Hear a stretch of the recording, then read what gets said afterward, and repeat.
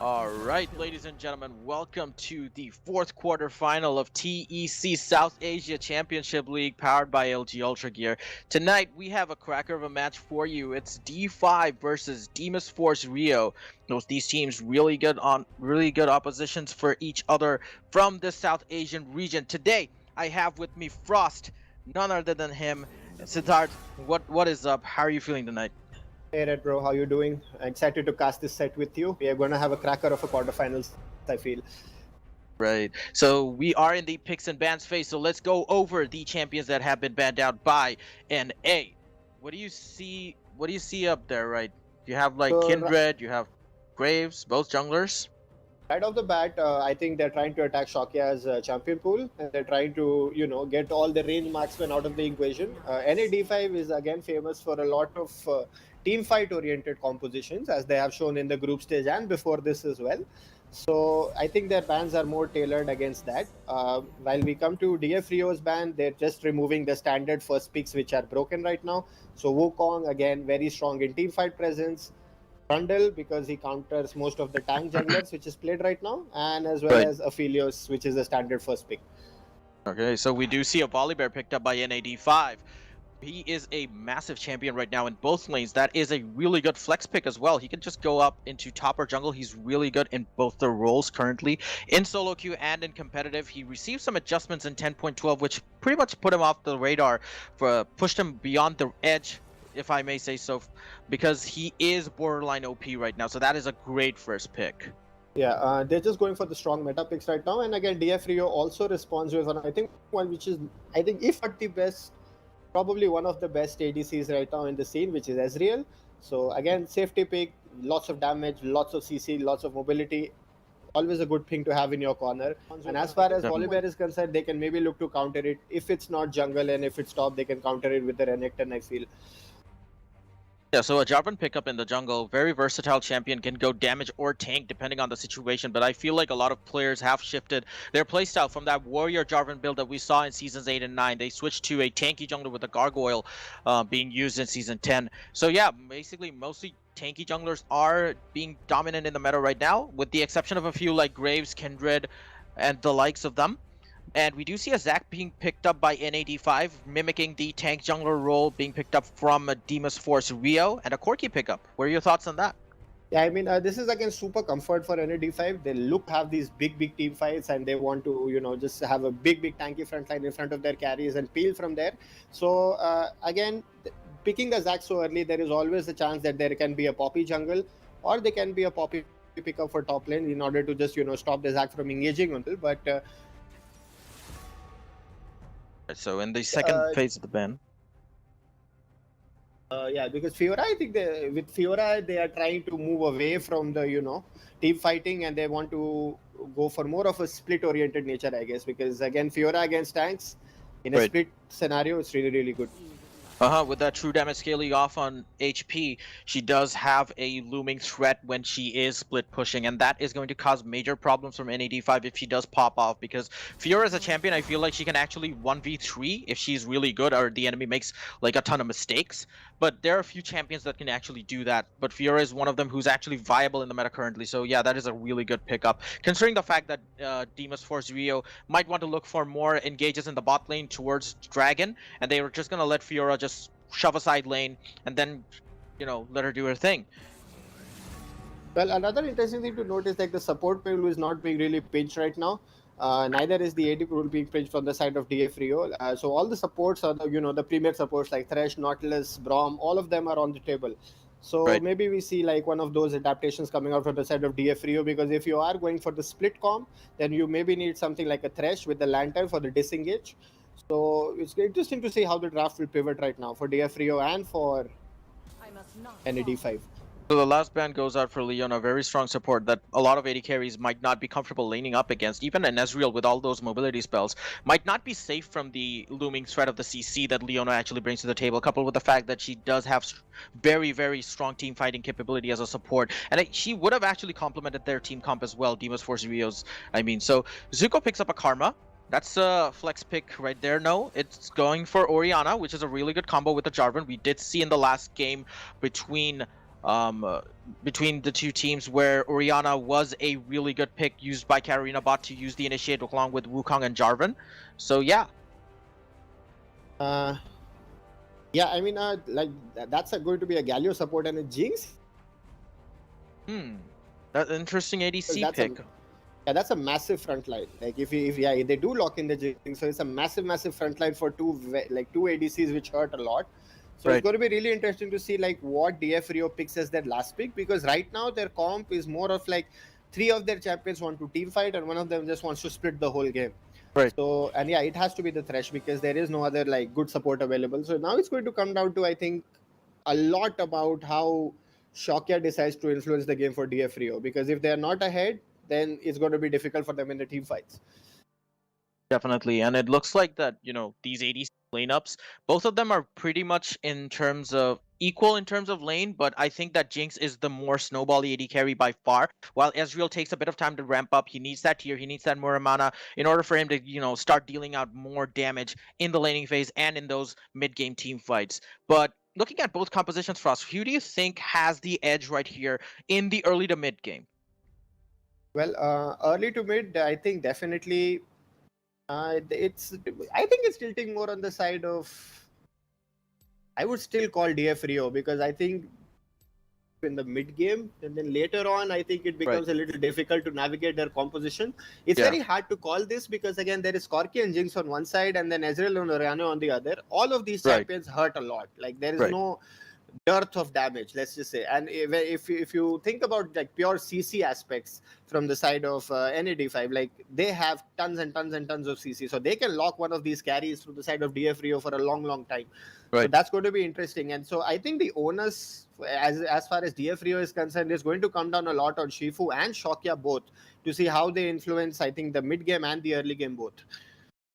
Yeah, and General Hardy and Feeder Troll have their work cut out for them, because they have to basically dodge and survive against 3 frontliners who love going in and basically demolishing AD carries or mid lane squishy carries in general. Volibear being one of the top Apex predators in the league right now, who likes to dive in with that turret disable ultimate, which is insane in my opinion in terms of team fighting or initiating. If you're up against a 4v5 or a 5v4 situation, even he can turn the tide in a 4v5 situation by just disabling the turret. That is just a huge utility for a team to have. And coupled with the fact that Zac can just use that massive long range jump into the team fights from areas of the map where they do not have vision, I think this is a very good initiation tool that they have right here on the side of NAD5. But I wouldn't, count out Deimos Force Rio's team fighting either, because they have that Jarvan and Oriana wombo combo potential right there, coupled with the Ezreal poke that we see. And they can hold their own while Fiora just, rummages down the side lanes. So it's going to be an interesting match to see how both these junglers actually go about their business and try to influence the game as much as they can.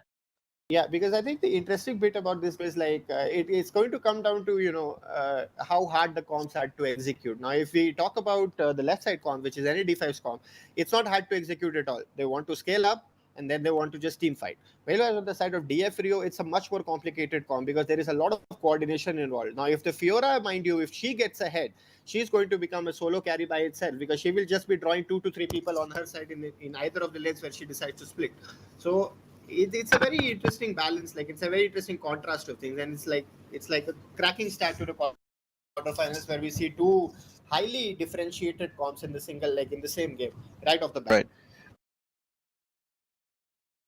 So yeah, it is still pretty difficult to call this, honestly. Like early in like you said, in the early mid, I feel like DF Rio do have that advantage in terms of team fighting when they hit level 6, because looking at the side of NAD5, they also need time to ramp up, just like the Ezreal. But I think that Deimos Force Rio, they have like more ready damage in the form of Jarvan and Oriana. That combo is going to prove lethal in the Dragon team fights, because Oriana can just rotate down into the bot lane. And I'm going to have to see how the Volibear actually fares against Fiora, provided it is a Volibear top lane and nothing out of the ordinary. It's top lane. Zion is playing it, so he's top lane, definitely. Yeah.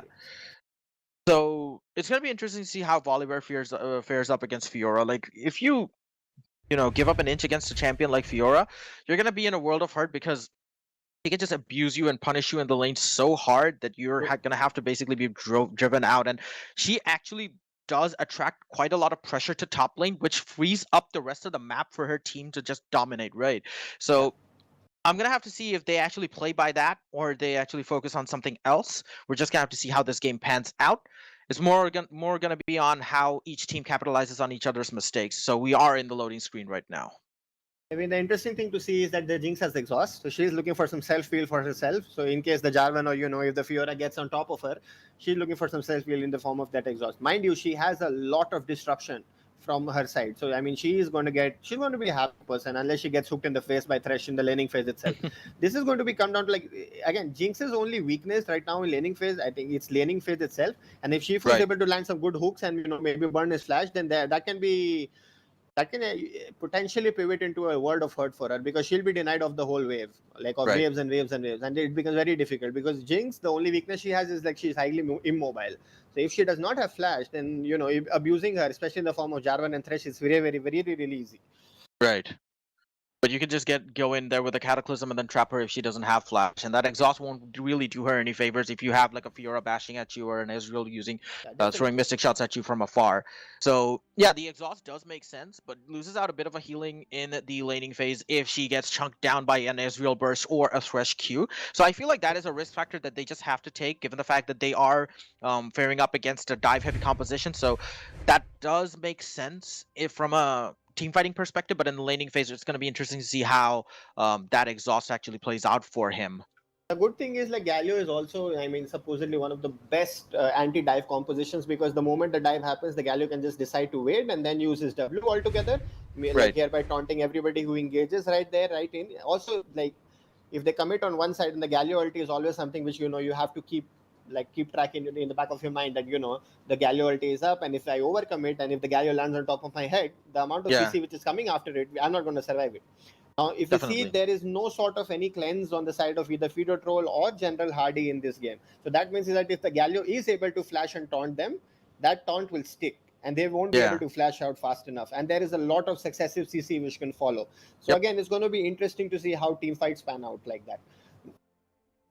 Yeah, and I feel like one of the main core components of this game going in favor of either of these teams is getting a pick, honestly, because both these teams are really good at picking one enemy champion from their opponent team and just, bursting them down really quickly and then capitalizing on that fight to actually win the rest of the stage. But looking at the side of N85, they want more drawn out extended fights. You have the Volibear, you have the Zac, who basically ramp up in terms of damage as the fight goes on. They just rack up damage so quickly and so, invisibly, if I should say. You don't see their damage being in the form of a burst or something, but it adds up in these sustained fights when they just hammer at you from the thick of it, right? So the more drawn out engages you have against N85, the more they're gonna basically ruffle stomp you. So Deimos Force Rio, their team fight strategy has to be something of getting that pick off the Jinx, who is an easy target given their team composition.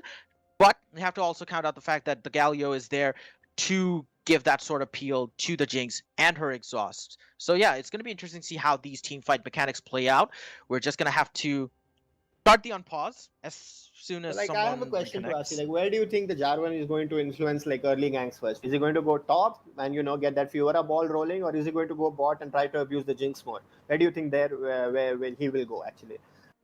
I think at the start of his camp sequence, he's going to have to go through level 3 or level 4. So that gives him 3 or 4 minutes to gauge whichever lane is actually doing well. If Fiora can just zone out the Volibear in the first 2 or 3 levels of the game, then I guess it would be better if you pushed more onto mid or top, because that the Fiora is going to attract attention from the enemy jungler when she gets ahead, right? So it's going to be just up to the laners and how they fare up against each other. If they're equal in terms of the matchup, that the Fiora might edge it out pre-level 6 in some form or another, or if she doesn't, you might have to help her. But if she does edge it out, if Zuko can actually one-up Zhao Raven in terms of the laning, I feel like he can actually free himself up for more mid or bot lane oriented ganks, as we do see 4 members of Deimos Force Rio approaching N85's red side jungle. I think right there, I always prefer to trade flash hook. I'll just go for that flash. And if I'm good enough and I think then I can trade the AD slash that way, and then the Jinx can't step up in lane at all. So like trading support flash for AD flash there, I think is always worth. But I don't see people going enough for it. Maybe because it's a tournament setting, people are a little bit more careful. But yeah, I think that's something worthwhile. That should which somebody should always try to attempt. It really helps your laning phase if it goes through. Right, so Zhao Haven and Ash doing a little bit of a recon down in the mid side, and there is still lag plaguing both these teams, I think. So we're gonna have another pause on that one. Yeah.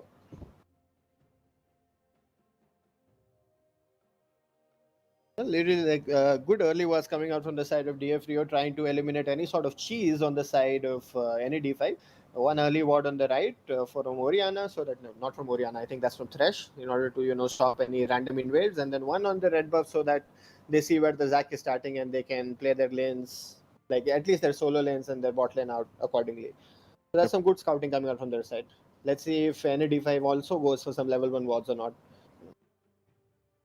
Yeah, so it's gonna be interesting to see how they actually capitalize on this vision, because they're gonna know where they're gonna start with the Zac. Like Ace Lord's gonna start in the red side. They will have that knowledge. So it's I think Jarvan, basically Shakya, is gonna start on their red side as well, judging by the fact that he is up at the top lane.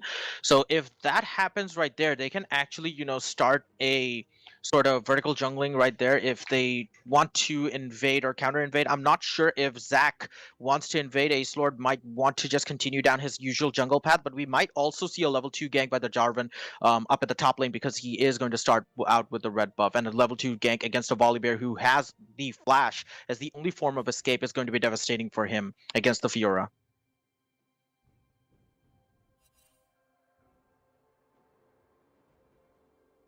So yeah, these junglers are starting out at both their red buffs. We are unpaused.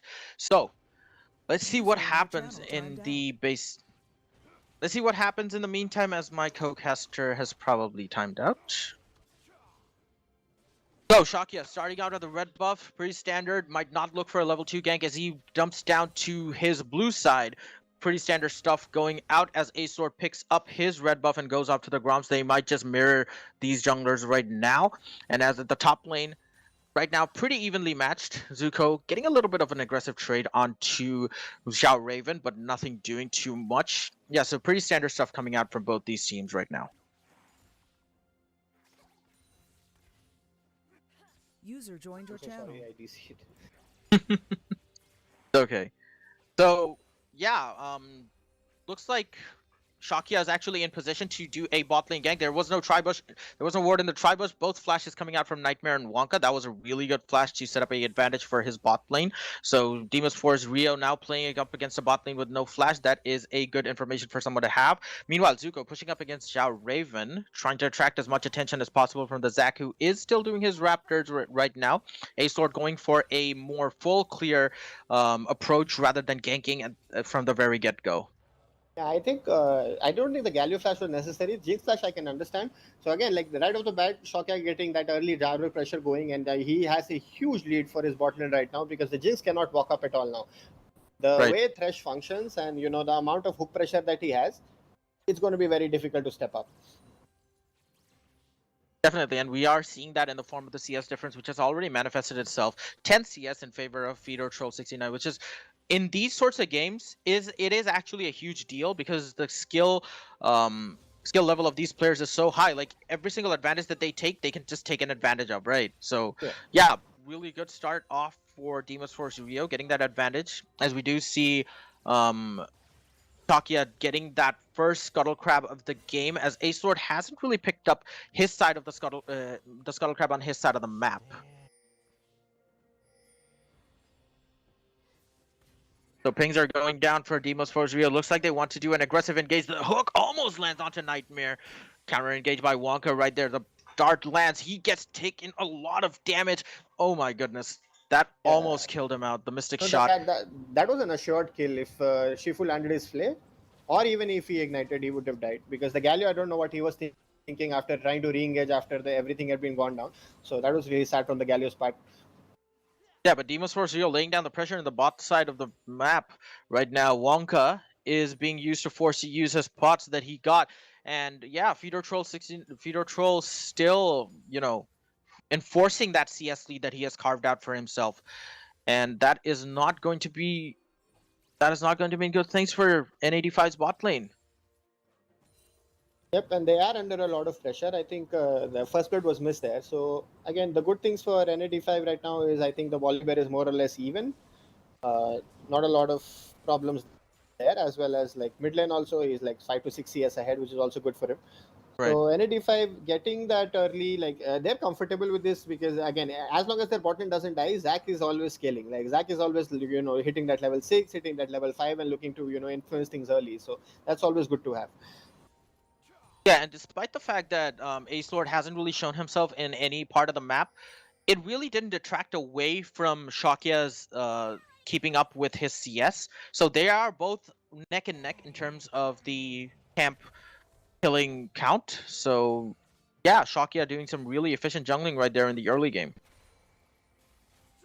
Yeah, and again, trading coming out of top lane. And but right now, Zuko and Xiao Raven trading blows. Wow, that is a lot of damage coming out from Xiao Raven. Zuko clearly lost that fight right there because of the innate damage and healing that Volibear actually brings. And he kind of underestimated that. But meanwhile, in the side of N85, they might actually want to go for this dragon. They are doing it. Pings are going down from Deimos Force Rio's side.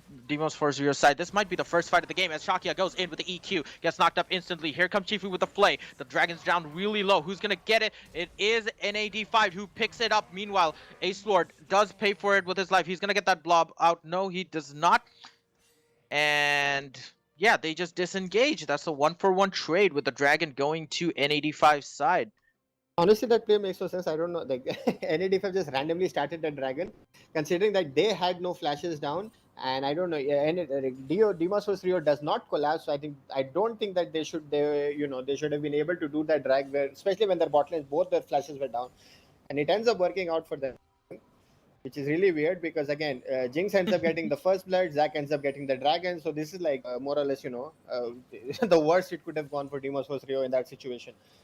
Yeah, it did set up well for N85. That was pretty strange coming out from them, like the sudden dragon, despite knowing that your bot lane is behind. But yeah, it did work out for them, so kudos to the play that they pulled up. And here goes Wonka in with the taunt. Shifu gets caught out, but here's the retaliate. The teleport comes out, the hook lands onto Wonka. He might be in trouble because his flash is down. Here comes General Hardy. He is level 6, and Ash responds with a teleport of his own, but nothing doing as both these teams disengage. Shakya also waiting in the tribus, clearing out the vision.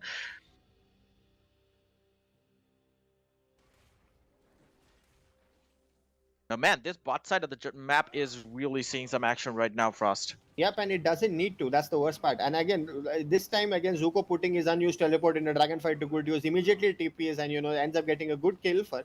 Actually, I think they got 2 kills right now for Feeder Troll 69, and that's always good to have. Your Ezreal going so fast so early. That's really good. Yeah, and every single ounce of advantage that N85 just nullified for Deimos Force Rio just got reinstated as Ezreal got that 1 kill onto the support. But I'm not really sure as to why they were looking to engage. I think that one dragon fight did give them a stinge of overconfidence that they got punished for. So yeah, you're not supposed to really engage like that, despite knowing the fact that you have teleports and everything. And NA Wonka and Nightmare still trying to chase down Shifu. I mean, it makes no sense, especially because considering that they were already ahead, like all Jinx wants to do is farm up. And again, another bot play coming out. Another bot play coming out, yeah, and a lot of spells being used out, but nothing actually really happened. But the Galio and the Jinx did flash, so there we have it. Shakya opting to get another spell of their summoners getting out of there with that gank, as N85 do secure the first Rift Herald of the game. Their objective control has been pretty good so far. Yep, and like they're just trading on the opposite side because their bot lane is getting pummeled by all this pressure. So I think that's just the standard response which any good team will have. And again, we do see the Zac trying to influence proceedings at top now, especially because he has Herald also. Yeah, so he might want to, try and secure a gank onto the Fiora and try to burn a summoner. He does channel his jump right there. Zuko gets caught out, and the ultimate is up for there. Zuko stuns Xiao Raven, but he might not be able to contest this, forced to flash away. This might just go in, but that ultimate comes out from Xiao Raven and secures that kill. That is going to be a lot of plates for N85 up in the top lane as the Rift Herald is popped. Yep, and that's a gang which should not have actually worked. I think should have just have looked to repulse the Zac engage on top of him. Maybe DF Rio is responding with a bottom dive, which is really good to have. Right, but this top lane turret really taking a lot of damage. The teleport comes out from Zuko. I'm not sure if that is the best decision. Yes, it might be because both members of N85 actually just drive themselves away, despite knowing the fact that Deimos Force's 4 members are converging down on this bot lane. As Nightmare and Wonka are forced to leave their outer turret, they might just get 1 or 2 plates out of this, but Jinx loses out on a ton of CS, and it is also being shown on the scoreboard right now. 18 CS lead that Feeder Troll has gotten so far. Yep, but the key thing is that the NA-D5 avoids the bottom play, which would have been like a 4v2 situation because they had no teleport up. The Corki was hovering on the side with his package, but I don't think it would have worked out very well for them, especially with how chunked the Jinx was. So they avoid. And if you see at the vision coverage from Deimos Force on the bottom side, 4 pink wards in one line succession, the complete denying any sort of information. So that's a scary place to play bot lane there. Right, Deimos Force with that vision control, they're really good at sort of, consolidating themselves with information in the enemy side of the jungle, and that just goes to show how much of an advantage they have actually carved out for themselves. Like, if you're able to go into the enemy jungle that aggressively in 10 minutes and drop all those pink wards with all that vision, you know exactly where the enemy jungler is. That just goes to show that you've played your cards right so well in the early game for the bot lane control, and that has netted you that vision game. But if they don't take advantage of this with the dragon, it's not going to mean for anything, honestly, because N85, they're just rushing down their second dragon of the game. I don't completely agree with this call because they might just get collapsed on if they don't decide to fight, which is very weird. And again, like, these sort of plays should not be working. Neither should the first dragon play have worked, nor this one, because every time NA-D5's bot lane splashes are down, and they are the ones which end up getting the objective on the weak side of their map. Right. So that is very, very weird for me. And the fact that they are, 2 dragons is honestly amazing because they hadn't reset, mind you. Like, Thresh was coming after a reset, Yana, Jarvan, everybody was coming after a reset, and yet... Okay, Zhao Raven being collapsed on by 2 members of DF Rio, forced to flash away. Sorry for the interruption there, Frost. No, there's no issues. Yeah, there's no issues. Of course, again, I think the Fiora did trade her ult there for his flash, so I think it's something, I guess. But yeah, the key point right now is, like, they're still even, and which is really, really good for them because Corki and Jinx late game, that's like a ticking time bomb. So they should just look to play for that instead of forcing any players at bottom or anywhere else for that matter. Yeah, and I feel like in these sorts of games you have to punish those sorts of overextensions by the weaker side. Otherwise, you're just gonna lose all the lead that you've worked so hard for, right? Yeah, at DF Rio, they just seem to not punish anything made by N85. They just waltz into every single objective area and they just take whatever they want. They have 2 dragons. They already got a Rift Herald. They bought the top outer turret to just 1 plate in comparison to the bottom turret that they have at 3 plates. So yeah, this is going really well for them in terms of the objectives. Not so well in terms of the CS, as bot lane does have a CS gap. But you do see N85's Ashe with a CS lead in the mid lane. So that is something. I mean, the big problem there is, again, like, if you have that much deep vision, there is no way in hell that the enemy should just be able to, walk up and do the drag. Like you said, like, they haven't been able to punish it, and it's going to come back to bite them later on. Because, again, if you see the Jinx, she's fine being even 20 CS behind as long as she doesn't die and gets her items. Because late game, it's going to be very hard to reach her unless, they do that perfect wombo combo with the Jarvan and the Orianna. It's really, really difficult. So, I mean, the Deimos Force, they have to get something going. Maybe at mid, maybe at bottom. They have to see, because again, the tank line on NA-D5 is immense. It's really, really hard to cut through. Yeah.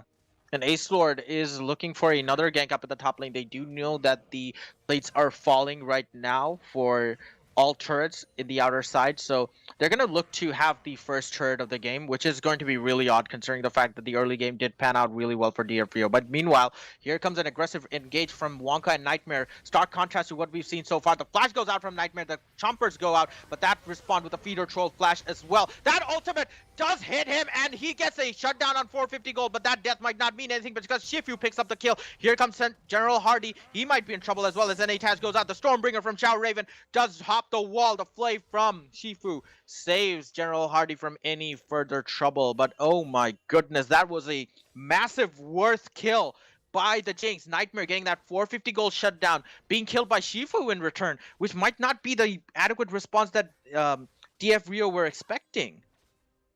Again, like I don't fully agree with that play. The problem is that after the Galio's taunt has already gone out, I don't see the point of the Jinx flashing and burning her chompers just to kill them, because that just shows that you are not trying to calculate where the enemy TP is up, and they just end up dying. Hello?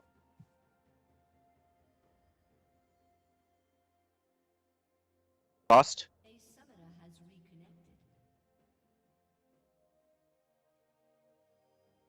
Okay, so basically what happened in the last fight was that Jinx did flash in with the chompers and tried to get a kill onto Peter Troll 69, but it did work out for that person in hindsight. It did work out for him for that 450 gold advantage that he got, but that return kill by Shifu might not have been the ideal killing member from the side of DF Rio. But yeah, the problem that DF Rio is actually facing right now is the fact that N85 have been able to basically freely rotate and get these objectives and get these priorities on the turrets without being punished for it, despite the fact that they were behind in the early game. And that is going to basically manifest in some form or the other in the mid game, as DF Rio finally realized that we need to take these objectives, and they start off with the second Rift Herald of the game. And if they pick this up, they can actually look to potentially push down the top lane and get that first turret instead of the Volley Bear, who might have gotten it because it's really, really so low. I have to comment I think the first hour, I'm sorry, I'm back. I didn't announce it, but yeah, like the problem is like the first hour for DF Rio is also really low, and it's mid tower. So I think if they do decide to get it, I think they have to use it productively, really, really productively. Definitely, yeah. But right now, we do see another fight coming down. Shifu wants to go aggressive onto NA as the ultimate from General Hardy lands, but that flash goes out. Feeder Troll doing just enough damage, but not enough. Here comes the flash out from Zuko. He picks up the kill onto General Hardy. That confirmation right there. NA Wonka taunts him out, and Zuko might be in really good trouble. Lots of damage coming out, but nothing doing. Shifu gets taken down as collateral damage as NA Nightmare does a ton of splash damage. The W lands onto Feeder Troll. That's going to slow him down, but he gets away with that arcane chip. But the flash comes out from Esports. That is going to bring him in back into the mix. NA Wonka secures that kill. Wow, what a play. Yep, and it works out. The team fighting is getting ahead, which is never a good thing, which is never a good, sign, because it's going to be a dragon going on the side of N85, and that's really, really bad news, because an early Infernal Soul, especially on champions like K and Jinx, that's going to hurt a lot. Ross, your mic is cutting a bit, I think. Okay, one sec.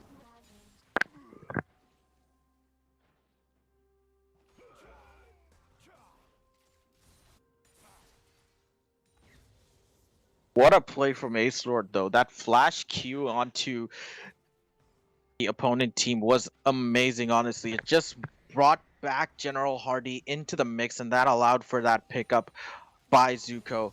It was really, really good, honestly.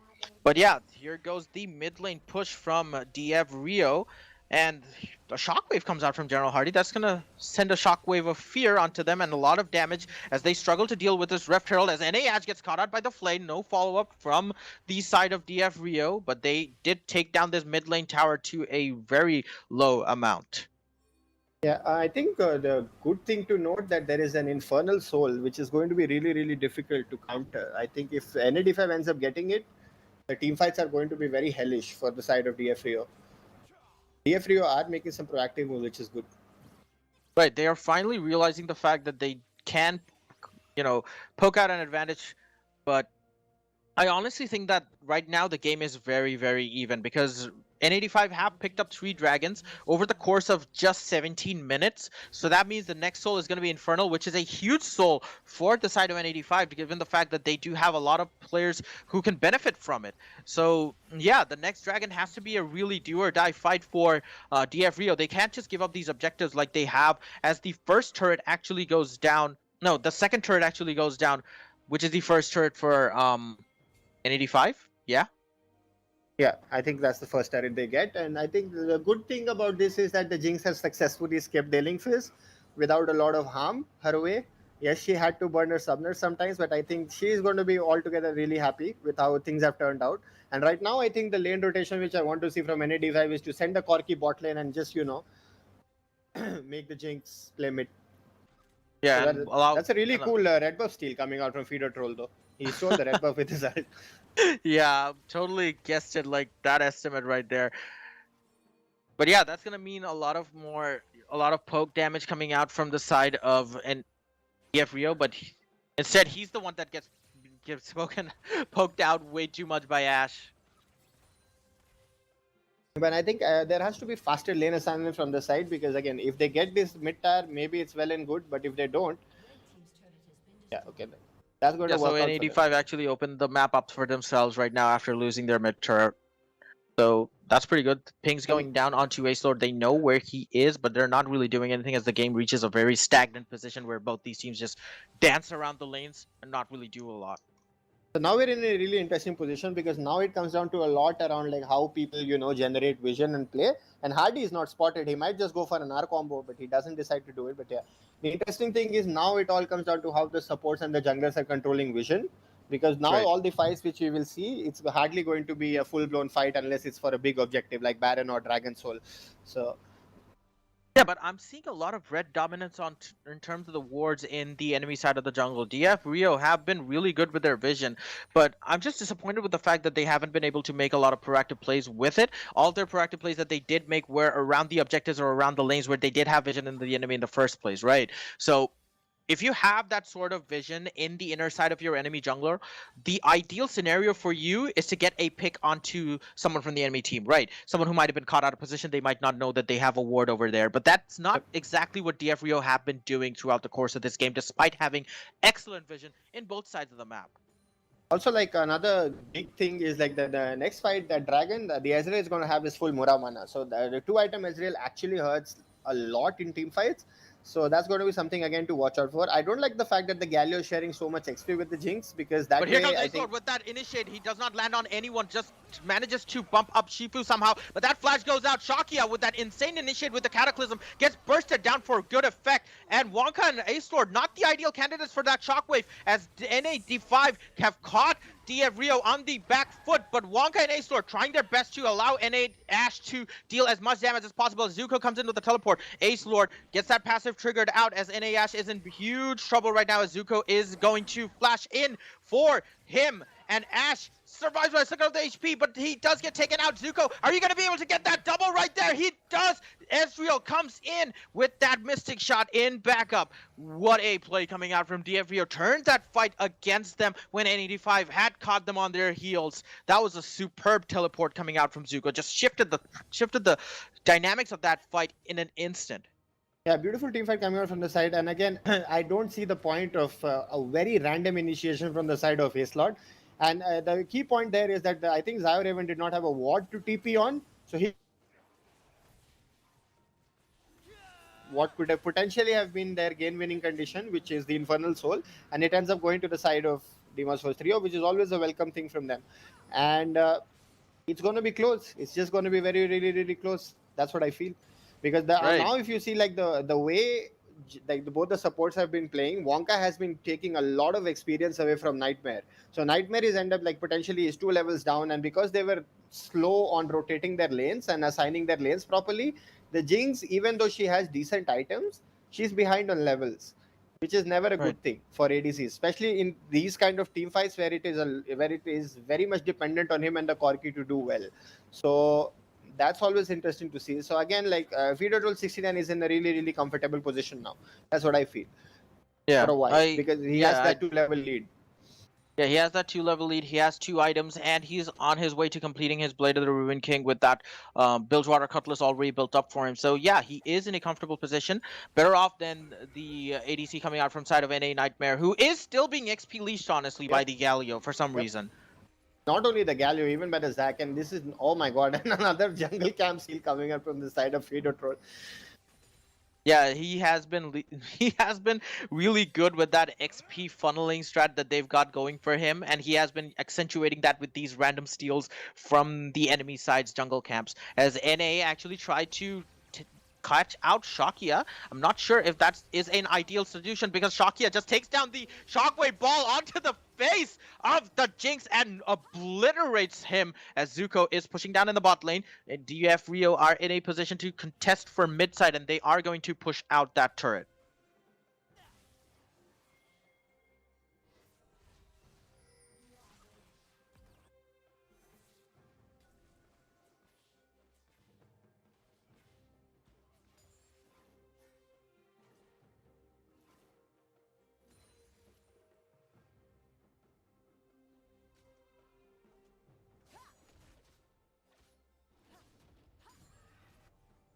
So right now, both these teams were really even, but now DF Rio have carved themselves out a 3k gold lead, despite being down in Dragons by 2. And Ace Lord trying to do a catch onto Feeder Troll, who does Arcane Shift away from harms.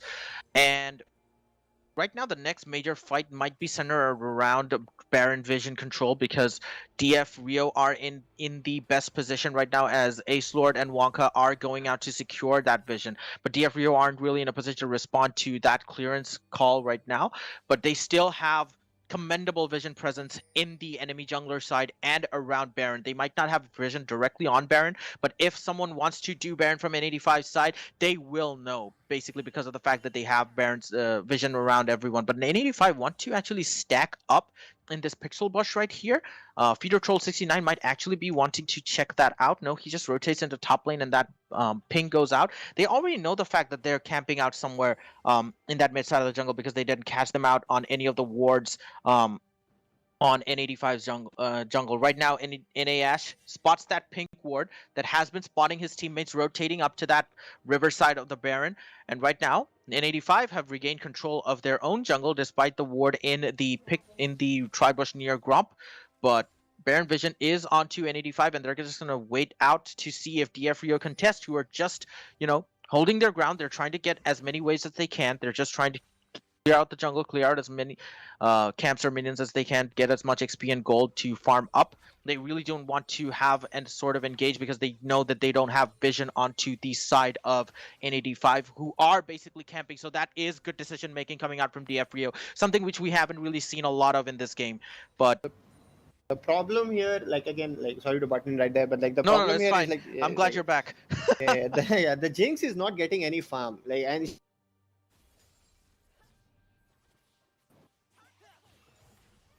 Frost, we lost you there. Yeah, I'm sorry. The Jinx is basically stuck in a lull state where she is not getting any farm or XP whatsoever, and whatever she is getting is taken by the Galio, who is just trying to overforce, and this is just going to be a bad situation right now because I think DF Rio is firmly in the command of this game right now because the way things have panned out and how the Jinx and the Corki are shaping up to be. Right, definitely, and we do their hesitation in terms of fighting from both these sides. They're just playing down, these Baron dances, these Vision dances as Dragon. As the fourth Dragon for N85 is going to come up, so DF Rio might want to contest, as N85 wants to look for an aggressive push onto the mid lane to draw off attention from DF Rio's Dragon Prio. And they actually want to go in, but Shifu goes in with that flash hook onto Wonka. Might not be the ideal target, as here comes a follow-up engage from NAD5. Both carries dealing massive amounts of damage. Shakia trying to go for that initiate with the Cataclysm, but it might not be enough, as Xiao Raven is huge right now. Zuko comes in with that teleport. The parry goes out, gets out 2 members, but that's not going to do much, as NA Ace Lord is zoning out Feeder Troll 69, and DF Rio just lost their advantage, and they might just lose out the Infernal Soul Drake to NAD5. I don't even see the point of flash hooking there. That was just miscoordinated, and losing the Infernal Soul is really, really, really bad because now the Jinx is going to be huge in team fights. And again, there was some very questionable summoner spell usage from Shokya and from Shifu in that fight, which really ends up costing them and which really ends up hurting them. So, I mean, the lead which they had accumulated, that's all gone now because the Jinx gets a lot of kills, the Corki gets a lot of kills, and they're both happy customers in the fights now. I think their General Hardy should have ulted first, and then maybe Shifu should have gone for a flash because he ends up flash hooking the Galio, who already wants to come inside them, inside their comp. So that makes no sense. And yeah, that's really, really unfortunate for the side of DF Rio, to be honest. Yeah, I feel like that, reinitiation by N85 with Ace just going in ham and Shao Raven zoning out all the members of Deimos Force Rio from that fight was just crucial in gaining back control of that fight that they might have lost. But yeah, as you said, Shifu, not really the best target to flash hook in the Galio, as Wonka does want to go in with that and taunt as many people as they can. And that's just basically what happened. Yeah.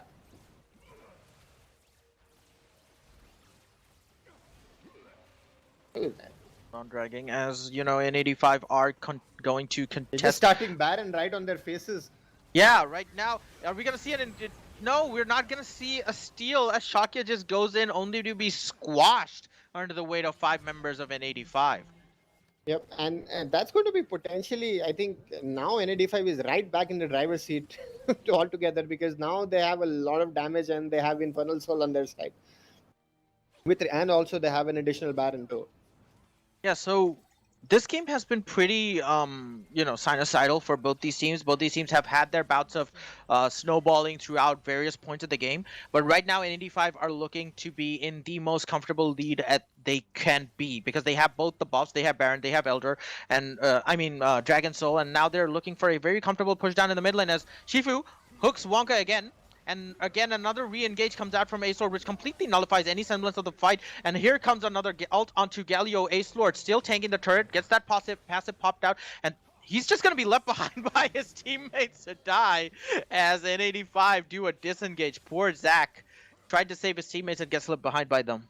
Yeah, and that was a beautiful E by Ace Lord. He landed on all 3 priority targets of Deimos Force Rio, and if it was the old revert Zac in the middle, I think he would have gotten like a beautiful kidnap ult there. But yeah, ends up working out for DF Rio, and they'll take whatever they can get at this point. Zuko with a perfect, he was trying to flank, and he was threatening a flank actually. So if you commit on the right, then I'm going to pick off your carries, and that was what forced them to leave Ace Lord behind. So always a welcome thing, but again, the ticking time bomb is slowly becoming real with Corki and things getting items by the minute. It's difficult.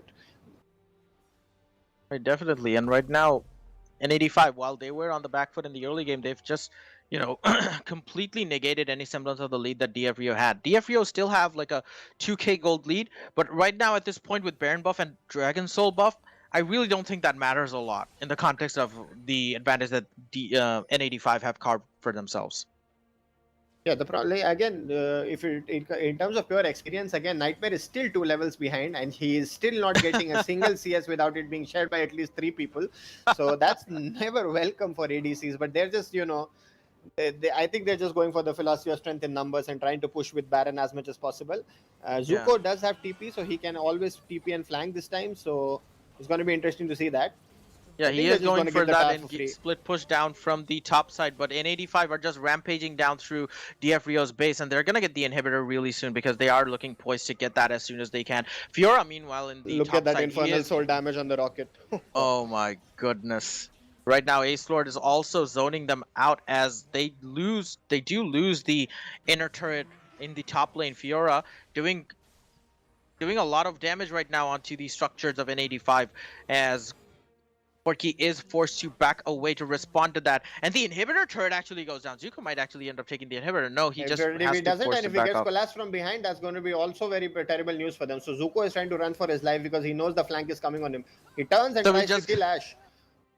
And he does kill Ashe. Beautifully played. Like that, making the best of a bad situation, and now actually he's in the more of a lead. They might even look for a full-blown fight here. Oh my goodness, that ultimate comes out from General Hardy, that teleport, one-man show right now, surviving against 4 members, flashes in to try and catch out Nightmare, and here comes Shakya with that counter. Nightmare, how are you alive? Oh my god, that clutch Mystic shot just lands out as Shao Raven goes in ham with the Stormbringer. Can he get any members of DF Rio? He is still up with the chase as Fido Troll is trying desperately to kite himself down, and that bite comes out, the shutdown goes out to NAD5 Xiao Raven. Huge Volibear play in response to the amazing coordinated grasp of breath from DF Rio, who wanted to have that last fight in the top side when Fiora had brought out that advantage through pushing out in the top lane. Are they looking for an end here? Can they end? I don't think they can. I don't think they should just back off here. I think yeah, itemization wise again, Jinx has a Maw, which makes no sense. I don't know if there was a requirement for an instant Maw. She's just delaying her own core item build at this point. But yeah, it does end up working. And now again, there will be an Elder fight, and it's going to be crucial because the Corki will have package. So it's going to be Yeah. really fun to watch. I think this might be the decisive fight right here. Zuko has think I'm already teleported for some reason. I don't know why. I think I'm already scratching my head by seeing that Maw coming out from Jinx. I'm not really sure as to how that's gonna help her deal damage in the fights because even the Maw can't really save you when you're up against a team like that and you're up against that sort of damage. But right now N85 just waltzing in again in true N85 fashion and starting out this Elder Drake. They have bumped it down to half It's HP pushing right against now. them. Inhibitor minions are pushing against them. They decide to for a fight. As Feeder Troll gets taken down really well by NA as that package coming into play really well. This is a very messy fight. I have no idea who it's gonna go in the favor of, as Zuko is trying his level best to try and kill off one member of N85. He does get them really low, but N85 just managed to claw themselves back into the game as Zac gets the kill onto Fiora, and the top laner just DC'd. So yeah, N85, such a messy fight honestly, but they somehow managed to, trudge through the mud and get themselves swinging. Not sure what happened there. I think Zhao even DC'd and then he got killed by General Hardy. So he was unable to contribute at all in that fight. His ult is still up and he died with it. Now the problem here is like 3 of the DF Rio's people have died. And NAD5 still has 3 members up. They can potentially look for end. I don't think they will because they might play it safe and go for Elder into Baron into end. So again, the fight is extremely messy. The problem there was that Feeder 69 got taken out instantly in the fight by the Corki. Infernal Corki is not fun, guys, which you guys can see. Like, he is hurting a lot, and he was. Yeah. That's the whole comp kind of helped NAD5 a lot, where even if their main carry dies, starved as he is of experience in CS, Ash is always there to back him up, and the Corki is no less an ADC in himself. It deals an insane amount of damage with the build he goes. So not really a fun, chapter for DF Rio at this point, because they are definitely going to lose the dragon because their jungler is up and the enemy does not have 3 targets remaining. Right now the pause timer is ticking down, but we might have a resume up really shortly because Shao Raven did DC in the fight and he has come back, so right now it's going to be interesting to see what happens. They're actually going to go for an end. TP comes out from Ash. Actually, they want to go for this Nexus turret. And they don't get it. Neither do they get the Elder, which is really sad because again. Hey, that was really weird. Honestly, that messy fight just translated to an even more messy follow-up as N85 think that, you know what, we can just take the Elder Drake. Their Fiora's down, their jungler's down for another 15 seconds, but I'm not really sure as to how they're gonna do it. I don't know why Ash is trying to kill the Thresh instead of doing damage to the Elder. Yeah, they're losing out a lot of damage to Elder. Lots of questionable choices going around, honestly. It feels like N85, they've got themselves this amazing lead. They've got the buff, they got the soul of the dragon, and now they're really uncertain of what to do with it. They could have gotten this Elder really sooner. But yeah, they do still end up securing DF Rio. I'm not really sure how they're responding to these weird decisions from N85 either. Lots of questionable decisions coming out from both these teams. Yeah, and now I think with the Elder buff, they just have to, they have to go for this Hail Mary Baron because if they don't, it's just going to be a sad stuff. They are rushing towards it. I don't think they have an idea though. I don't know why they're not checking. N85 aren't poised to contest this at all. They're not checking at all, and I think that's going to be just a free Baron on the set. I think they were too slow on the uptake. Now they know, but I think it's too late. Yeah, but yeah, that is basically a consequence of them just, doing nothing after that initial fight that went down in the Dragon side area, right? Before they took that Elder buff. They really didn't do much with that advantage that they got in that fight, they got from that fight. And that's why they had to pay with that Baron. They could have gotten both buffs, but they just wanted to do that weird push into the base with that teleport coming out from Ash, who did get that Nexus turret down to a very low HP, but that really doesn't do anything for you unless you have super minions pushing into one turret of the Nexus, right? Now the thing is, like, they just have to hold. They have to hold. They cannot look for a team fight because a 4 Dragon Elder somebody will just die of one Corki rocket. So I mean, they have to hold. They have to use this Baron for holding out as much as possible. The problem is again the situation, like if they do hold out, is the situation getting better for them or worse? Because with the Jinx available and the Corki available, the late game is not looking so good. Yeah, and they're not even safe under their tower. Xiao Raven can just use Stormbringer and disable that tower and just get that fight going on. They can just force a fight and they're still gonna win because of that Elder buff, right? So I think Elder... what they need to do right now is, maybe force Zuko on a side lane if he can, when his still teleport comes up, and make him use the Baron as much as possible. Try to lure away members. But right now, Ace goes in with that engage. Really good play comes out from Shifu, but that might not be enough to actually negate that. A Stormbringer comes out from Xiao Raven. Lots of players taken down really low, but that Elder buff is being taken into consideration right here. The Resurrect comes out from Shakya, but that's not really going to do him any favors as he gets promptly taken down by 5 members of N85. This is going to be a raw full stomp through the top side of the jungle, top side of the map for them, as they take down the second inhibitor, and the mid inhibitor, which has respawned, is going to be promptly taken down by N85 as well. They're still being zoned by 4 members of DF Rio, as Ace wants to go for a re-engage, decides against it as they want to get that quick one. Here comes Wonka with that flash, the taunt miss, but that flash did end up giving them 2 more kills onto the side of DF Rio, and they can just comfortably end this game. Yeah, I think that was brilliant. What I like there, because there was really good decisiveness on the part of Ace Lord. Like, he did not hesitate for one single bit. They knew they had the Elder. They forced the fight. They get the kills, and that's going to be the game for NAD5. Wow, what a topsy-turvy game, honestly. Like, we've seen really questionable decisions coming out from both these teams, but I'm glad that N85 did consolidate their advantage. They realized the fact that they were on the front foot of the game, and they just charged in willy-nilly, no holds barred, no strategy, but they still won out because of that insane tank composition that they got lined up for themselves. And it was in the late game, which means the fact that, DF Rio's decision-making throughout, engaging targets and picking them off wasn't really up to par, because Zuko really didn't pop off with that split push that we wanted to see. Yes, there was that one moment in the top lane where he did push into the mid lane inhibitor, but that response from N85, while it wasn't ideal, the counter response from DF Rio wasn't even less ideal. So yeah, that just turned out to be a complete mess of a fight right there. And leading up to that messy dragon fight, which I don't know what happened from there, but yeah, N85 coming out from that Mudfest slinging. So yeah. Yep, I think DF Rio definitely, I think this set has the potential to be really good. I think they just have to go back on the board and maybe, look at how they can better exploit flashes, and, maybe control the dragon a bit more earlier, because again, this game, everything got set off because of those 2 early dragons which NAD5 got for free, right. Especially when their bot lane had no flashes. So maybe, if they can constantly pressure there and get some advantages from there, they can slowly work it up. And I think they were playing pretty well in the initial half of the game. DF Rio was playing pretty well, and I think they just have to work on the small things, and they'll be fine in the next game. It's going to be an interesting set for sure. Right. We're looking at a very close series here, ladies and gentlemen, but don't go anywhere, as we will be back with game 2 of this best of 3 series.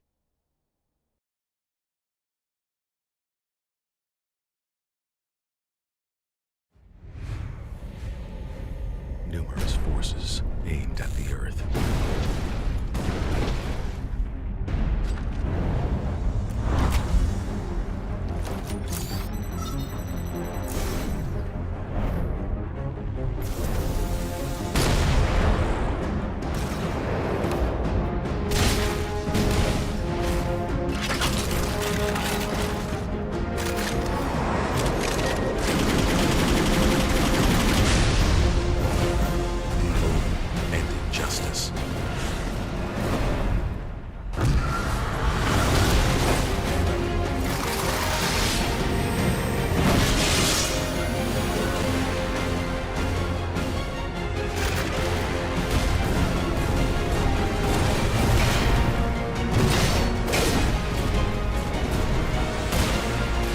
Let the glorious battle begin.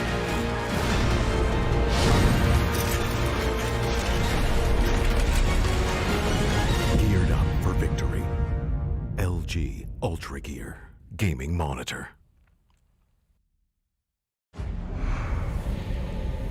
Numerous forces aimed at the Earth.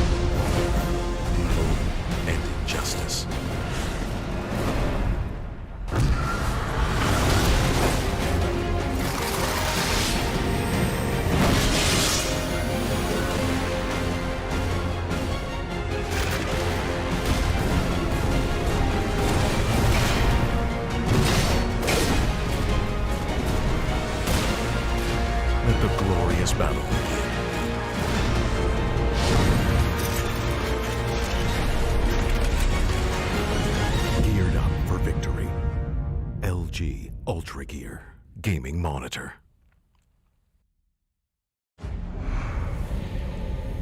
Numerous forces aimed at the Earth.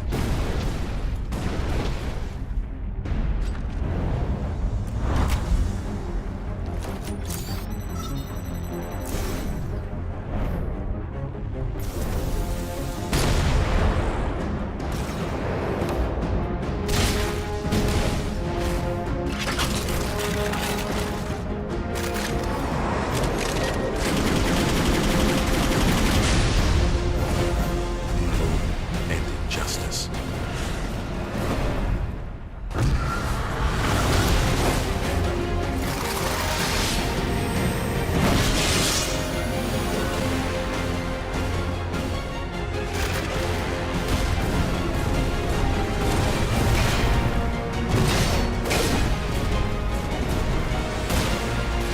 Let the glorious battle begin.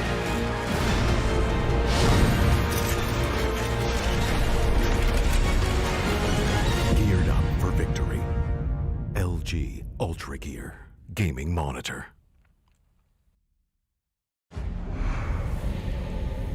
Numerous forces aimed at the Earth.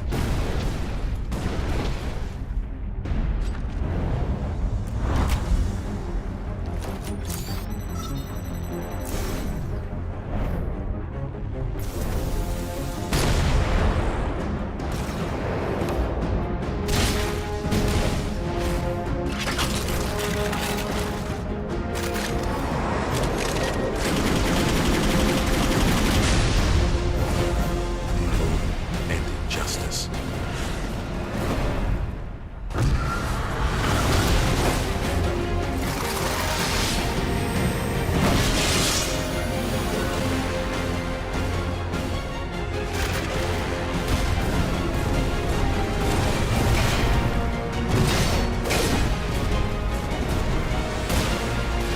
Let the glorious battle begin.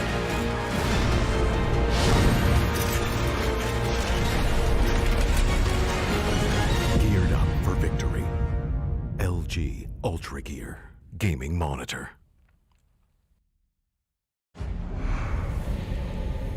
Numerous forces aimed at the Earth.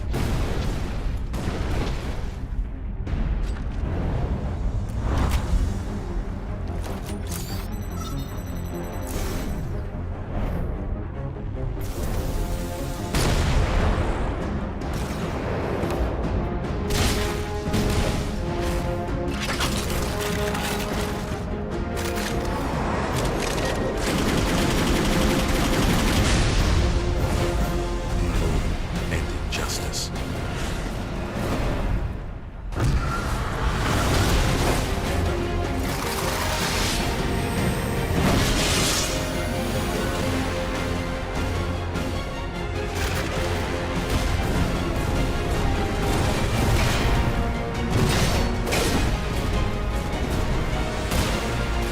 Let the glorious battle begin.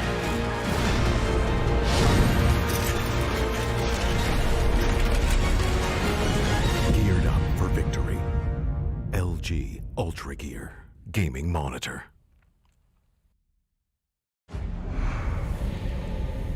Numerous forces aimed at the Earth.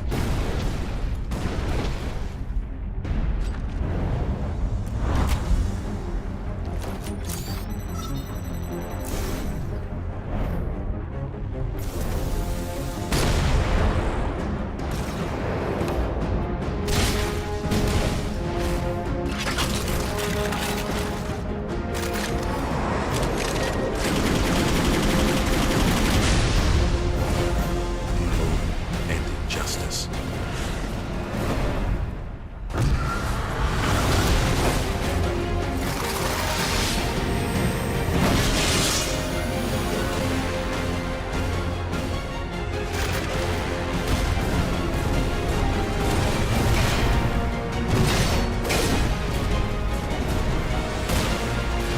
Let the glorious battle begin.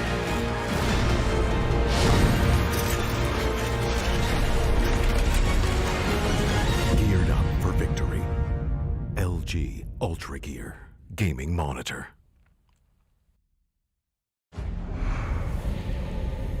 Numerous forces aimed at the Earth.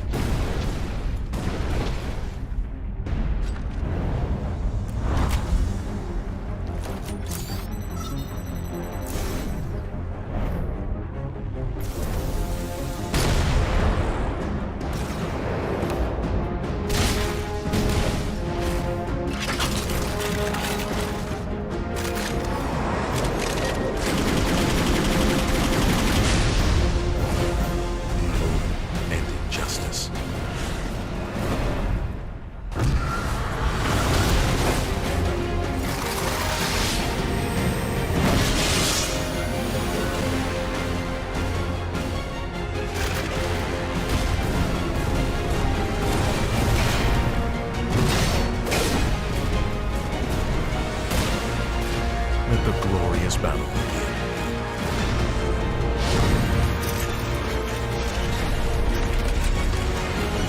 Geared up for victory. LG UltraGear Gaming Monitor.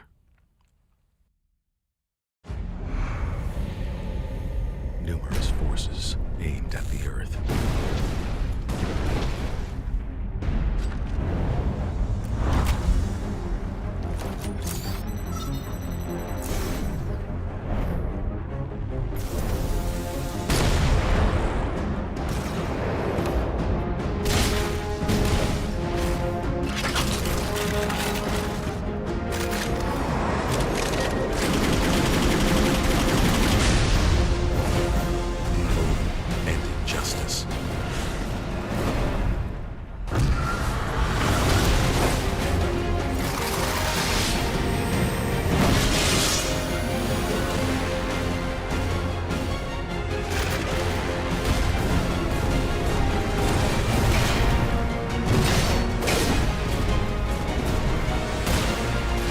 Let the glorious battle begin.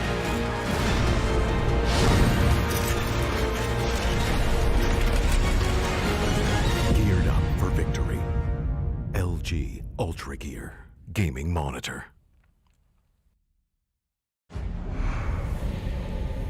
Numerous forces aimed at the Earth.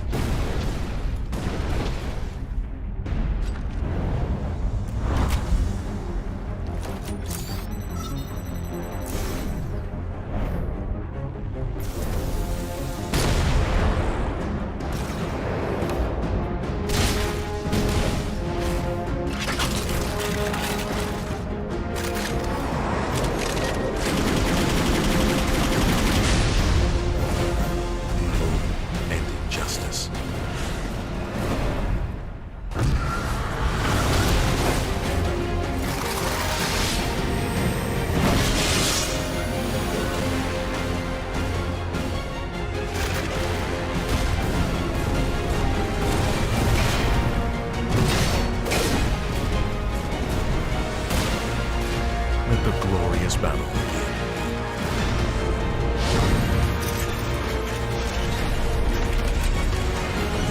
Geared up for victory. LG UltraGear Gaming Monitor.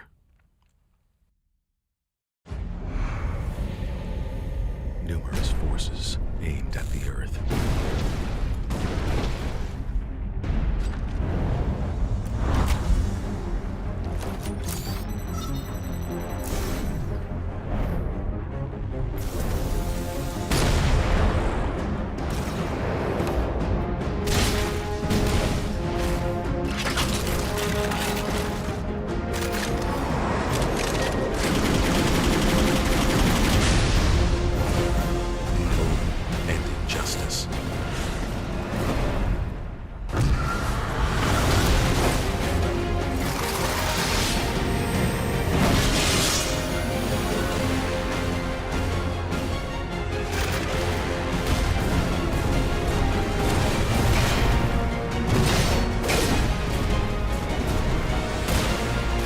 Let the glorious battle begin.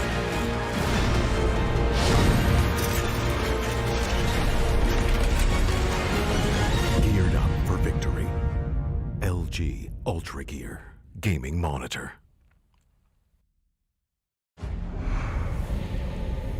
Numerous forces aimed at the Earth.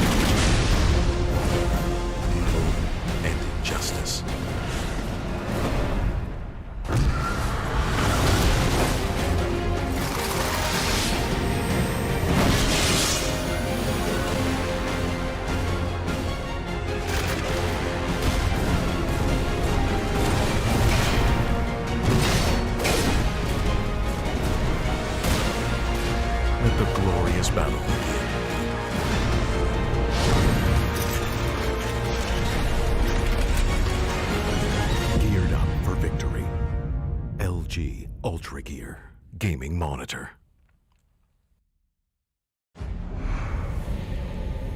Numerous forces aimed at the Earth.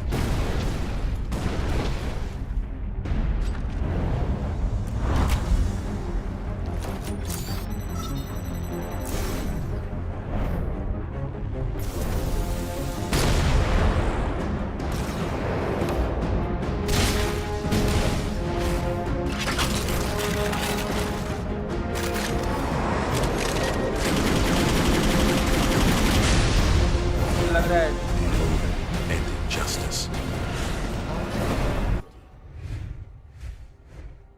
वो बोले हैं Bains change करने के लिए देख फिर वो बोला वुकोंग वाली बेर Hello guys and welcome to the South Asia Championship League powered by LG UltraGear. We are in game 2 of the fourth quarterfinals between NAD5 on the blue side and Deimos Force Rio on the red side. Joined with me again, I'm the new joining in this cast. Frost has already been casting. Frost, what are your thoughts on game 1 and what do you think may happen for game 2? Because do you feel DF Rio has or takes to come back? Because the game 1 was quite close. I think that definitely has to be adaptations from the side, and DF Rio is already adapting. They removed the 3 most problematic picks, I think, which are for them.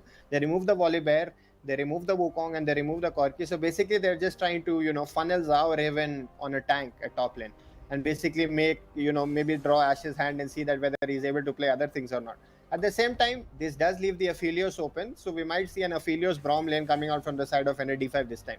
Interesting, and this time it's going to be the Trundle first pick coming out from DF Rio, changing some of their picks as well. And Trundle blind pick, is that a thing now for us? Generally, we used to see Trundle being picked into what people would assume is like, okay, there are tanks pick Trundle, but now a lot of times recently we are seeing blind Trundle picks come in. Like, is he just that good in the meta right now? The interesting thing, Bishi, is that the 2 things which counter Trundle have been banned by NAD5 themselves. They've removed Graves, they've removed Kindred, and there is no other champion which hardly, there is maybe Kayn, but not really. I think what I would have liked to see from DF Rio's side is maybe take the Trundle and the Braum, because NAD5 really defaults on this lane, but they decide not to do it. As far as Trundle blind picking is concerned, it's really strong right now because other junglers are mostly weak, the other melee ones. So it's a comfortable blind pick for them. And well, again, like you said, you NAD5 predicted just defaulting back to their tried and tested, protect nightmare. You definitely predicted them to go for a tank once Wukong and Volibear were banned out, and Maokai obviously is a very good pick and does not struggle that hard in lanes. Yes, there are some champions that can really cause havoc against him, but yeah, it's typical NA D5 style, right? Ever since this team has formed, they love going this proper team fight, tank heavy composition, and I guess in that sense Trundle also makes complete sense because they are definitely going to pick some level of tanks, and Karma gets responded now. Karma, that could be a mid Karma or that could be a support Karma, right? It seems like it's going to be a flex. I'm pretty sure it's a support Karma which they have taken to abuse the Braum bottom lane. Because the amount of poke which comes out from Varus and Karma it makes that the Braum cannot lane at all. But like we've seen, NAD5 isn't really picking for laning. Yeah, we lost DF Rio adapts. Yeah. Got, and this time the Galio gets banned out by NAD5 themselves. They do not want to play with the Galio, but General Hardy is just known to play more of Syndras and Idelias and Lads. So let's see what he ends up picking. This time, they will get counter pick for themselves. Let's see what they can end up picking. But coming back to NA-D5, now they still have to pick their mid laner and their jungle. And NA Ash does get a lot of his Zoes and Dianas banned. He has shown a lot of propensity to play Diana whenever he can get. So I really like this balance coming out, focusing on this mid laner. And on the other side, Galio ban just maybe to prevent a wombo combo of sorts coming out. So so far everything is going according to plan for both teams, it looks like. Yeah, and I think from the side of again the Cassiopeia being removed, I think NAD5 wants to play Orianna probably, which DF Rio can potentially respond and take the Orianna here, but I don't know whether they will. Corki is also available. Oh, never mind. Corki is banned. Corki has been banned there, so I think that has to be the question of, I think, Orianna or Victor. Both of them are fine, I think. Because the way NAD5 is drafting, you can either answer in this manner where you're just fighting them face on in the form of maybe the team fighting champions, be it Trundle, be it a set, So they can just top it off with a victor and have a very, very huge team fight presence themselves. So it's going to be interesting to see, because right here NAD5 can probably respond with Oriana and maybe another Zac. You never know. So Man, that would be so much briefy frontline that it makes it damage composition again. Mid and AD being the primary carries, but I really like the set pickup because I've played this matchup as well. Like Maokai cannot do much in that matchup, especially after Blade of the Ruin King gets completed. So Set will have a lot of priority, but if he is susceptible to getting ganked, then that's something that he has to watch out for. But again, in terms of laning priority, Frost, it looks like all of DF Rio's lanes are set up to succeed right now. Interesting pickups. I think Vladimir, they take it blind. It does have potential counter picks in the form of Rise and stuff. So Let's see if they really makes it a hard time. Yeah, they should. I think they definitely should.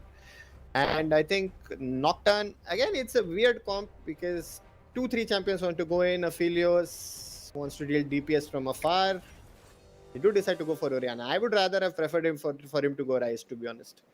Rise hard counters Vlad in lane, but they don't go for it, weirdly enough. I'm concerned about the Nocturne pickup here. Like, who is the Nocturne going to ulti, and is he going to kill the person that he ultis? Because it's not a Galio that they can just pick who can follow up the Nocturne. There's no person that can essentially follow up on the Nocturne unless, of course, you have the Maokai flanking from behind, and then like they do a wombo of sorts. But this time, at least, Frost, like it does look like even DF Rio's composition seems to be more team fight oriented than split push oriented. So they're trying to fight NAD5 with their own sort of team fighting style. And I think, what do you think of both the drafts now that they have been sort of completed? Well, I think in terms of pure team fighting, there are slight advantages to DF Rio's side in the form that Trundle can. So vast amounts of team fights coming out from the website. I really like the Karma pickup from the side of DF Rio, because again, Karma's ability to influence fights with her mantra, it makes sure that much of the burst coming out from the Vladimir is negated. And once that's negated, the turnaround from the side of DF Rio is really, really good. So I think slight edge maybe to DF Rio, but then again, it's going to come down to execution and team fighting, where NAD5 have shown that they have no equal in that. So it's going to be really, really fun to watch. Indeed, this is game 2 right now. DF Rio need to win 2 games in a row if they want to qualify onto the semifinals to face their other sister team DF, where they are waiting for them. And I'm sure Termi and company are watching this game, trying to analyze both these teams and how they play. And I feel like game 1 could have been anyone's game at this point, because it was quite close until it wasn't. And the fact that NAD5 had very good dragon control, they got the first 3 dragons without much contest, is also testament to their playstyle. And I feel DF Rio, if they want to win this, need to control the dragon breeds that they're giving out early game. And now with the kind of lanes that they have, Frost, it's really on Shokia to make some plays happen, I feel, because Varus Karma, insane prior in lane, Set, super prior in lane, Oriana should be able to push into the Vladimir more often than not. And it's up to Trundle and on that, like Shocky on that Trundle, to see if he can do anything. But if you are on any D5, like what would you do as an early game plan? Just scale up, right? Because you definitely seem to have the scaling advantage right here. Because Vladimir, Aphelios, Mauka and Killable, it's really going to be hard for DF Rio the later this game goes. Yeah, it's interesting. There are specific win conditions for both the teams. Of course, Philios does have the famous 200 years meme. So, I mean, if he gets going and if he has a decent front line, and we have seen Nightmare is really, really good on Aphelios as well, that can be very interesting to see in a team fight as well, because Aphelios 200 years is nothing to scoff at, even after his nerfs. Yep. I think this time, like, lanings have to be dominated. CS leads must be an expectation, because if they do not snowball the early game and get themselves a good lead heading into mid game, and they just allow this NAD5 comp for Vladimir to get 2 items, for Maokai to get 2 items, and then the set can't do shit to the Maokai anymore. So that's literally the points in time where they have to get to these item advantages first, and then see if they can make the right team fight happening. And if I had to put you on the spot, Frost, how much percentage chance are you giving DF and NA right now is just seeing both the drafts?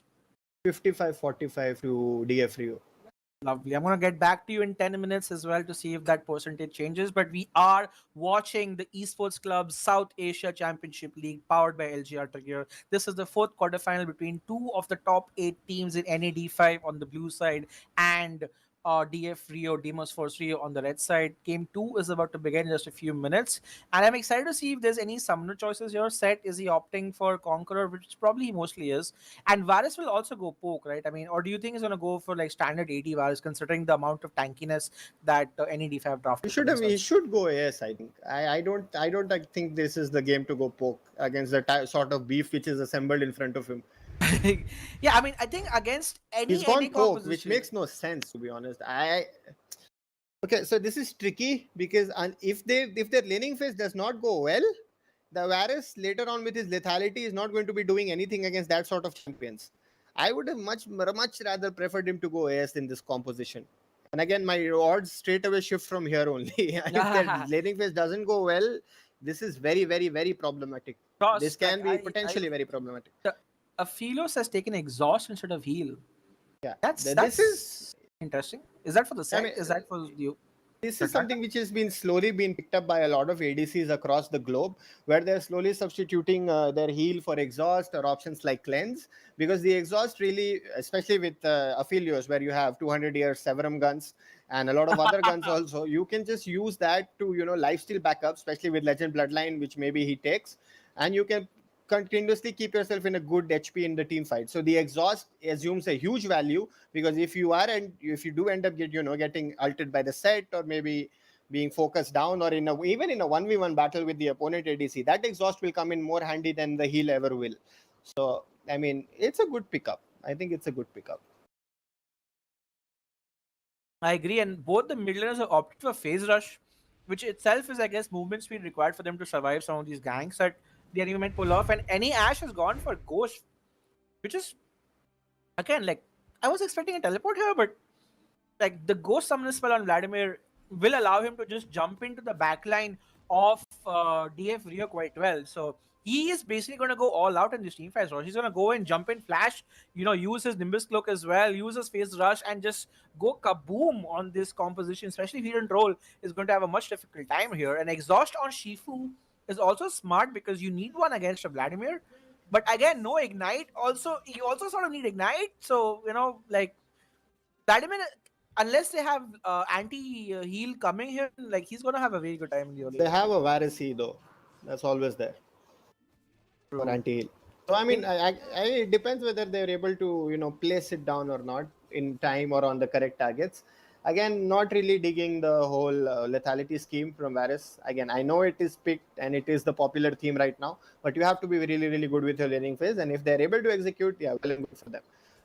Yeah, I mean, I guess the fact that Varus has some CC also helps when people try to jump on him. He can maybe use his ultimate. But any ace slot, man, this guy on the Nocturne makes me feel like he might be able to create some ripples when he gets level 6, and probably will just look to power farm only, which means that Zhao Raven is gonna be left alone versus Zuko on that set, and we can expect to see some sort of pressure coming out from him.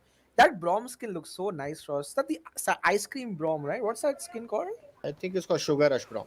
And it's a chroma, right? Sugar Rush Braum chroma, yeah. It looks like one of those chocolates you used to have, the ice cream chocolates you used to have as a kid. It looks like an ice cream, yeah. The Cornetto bar. Not the Cornetto, I think there's some filling bar. I don't remember the name. Cornetto Braum it is. They've been given tournament accounts, so yeah, they can get the pick of skins and chromas. And even Ash is sporting a beautiful lad skin. I love that skin. I think it's pretty pay to win though. Alright, the game has started. Both the junglers are on the bot side, and you can see poke coming out. So trying to maximize that poke Varus, like you said, for us in the early game, and see if they can do something. Have to. Like, there is no other avenue for them. They have to make the Braum regret his life in the laning phase, because the Braum will make them regret it later on. So I mean, they have to play up, and they should just be playing up, looking for auto weaving between all their spells and abilities. And yeah, he has to play up, and this is the way this lane is supposed to go, especially because there is a Nocturne jungle, so there is not a lot of fear of them getting ganked early.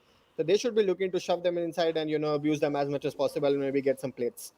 Yeah, and you can see already, right? As we discussed this in the draft phase as well, the lanes are putting pressure mid and bot. In the top side, however, you can see that Zuko is trying to trade into the Maokai, and that's a great trade. He will proc his Conqueror in one more auto, but with the recent changes to Conqueror, you now need to put extra stacks to get the Conqueror, buff completely. So it actually just works out a bit in favor of the Maokai because Set will need those extra couple of autos now to proc Conqueror that he wouldn't have otherwise. And we see a quick pause coming in, but Trundle gets spotted out. Frost, he was trying to get a gank happening top, but it was warded. Zuko was pushing the They wave, can so all should be fine. call the Ori top and dive.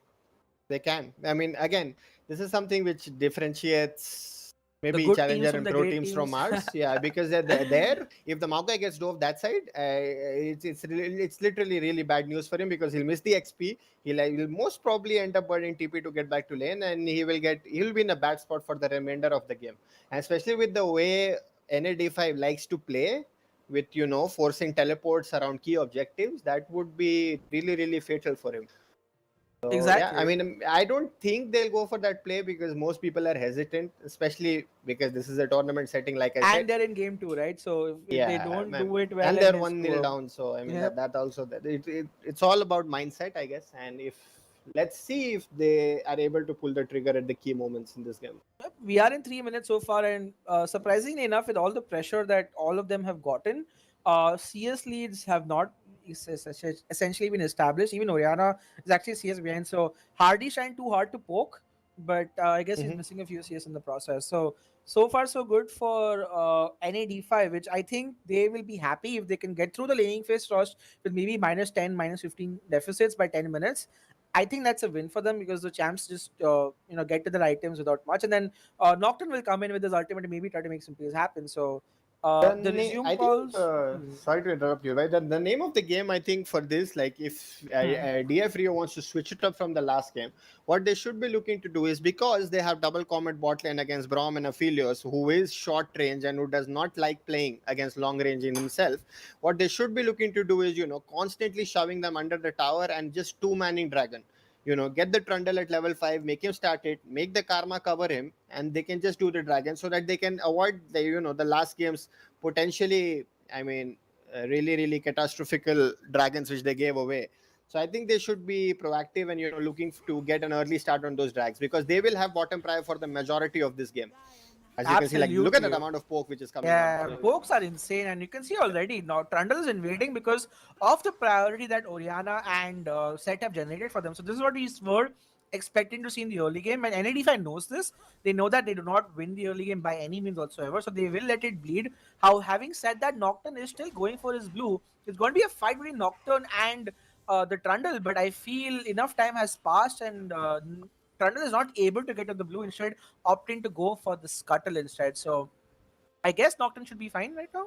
Never mind. Here comes challenger number 2, Zuko. He's like, you know what? I'm gonna also be here, and a lot of time, being wasted, I would say, by Nocturne here and trying to get his buff. And this is terrible for him because he is getting double crab. So he's lost the top crab, which was supposed to be his go-to crab. He's lost that. Trundle is going to go and get the bottom crab. His bottom lane is already going to help him. And this might even, potentially turn into a very, very early dragon, which really puts NAD5 behind on tempo and on everything else. So that's really good play coming out from the side of DF Rio, covering their jungler and making sure that he gets ahead. Yep.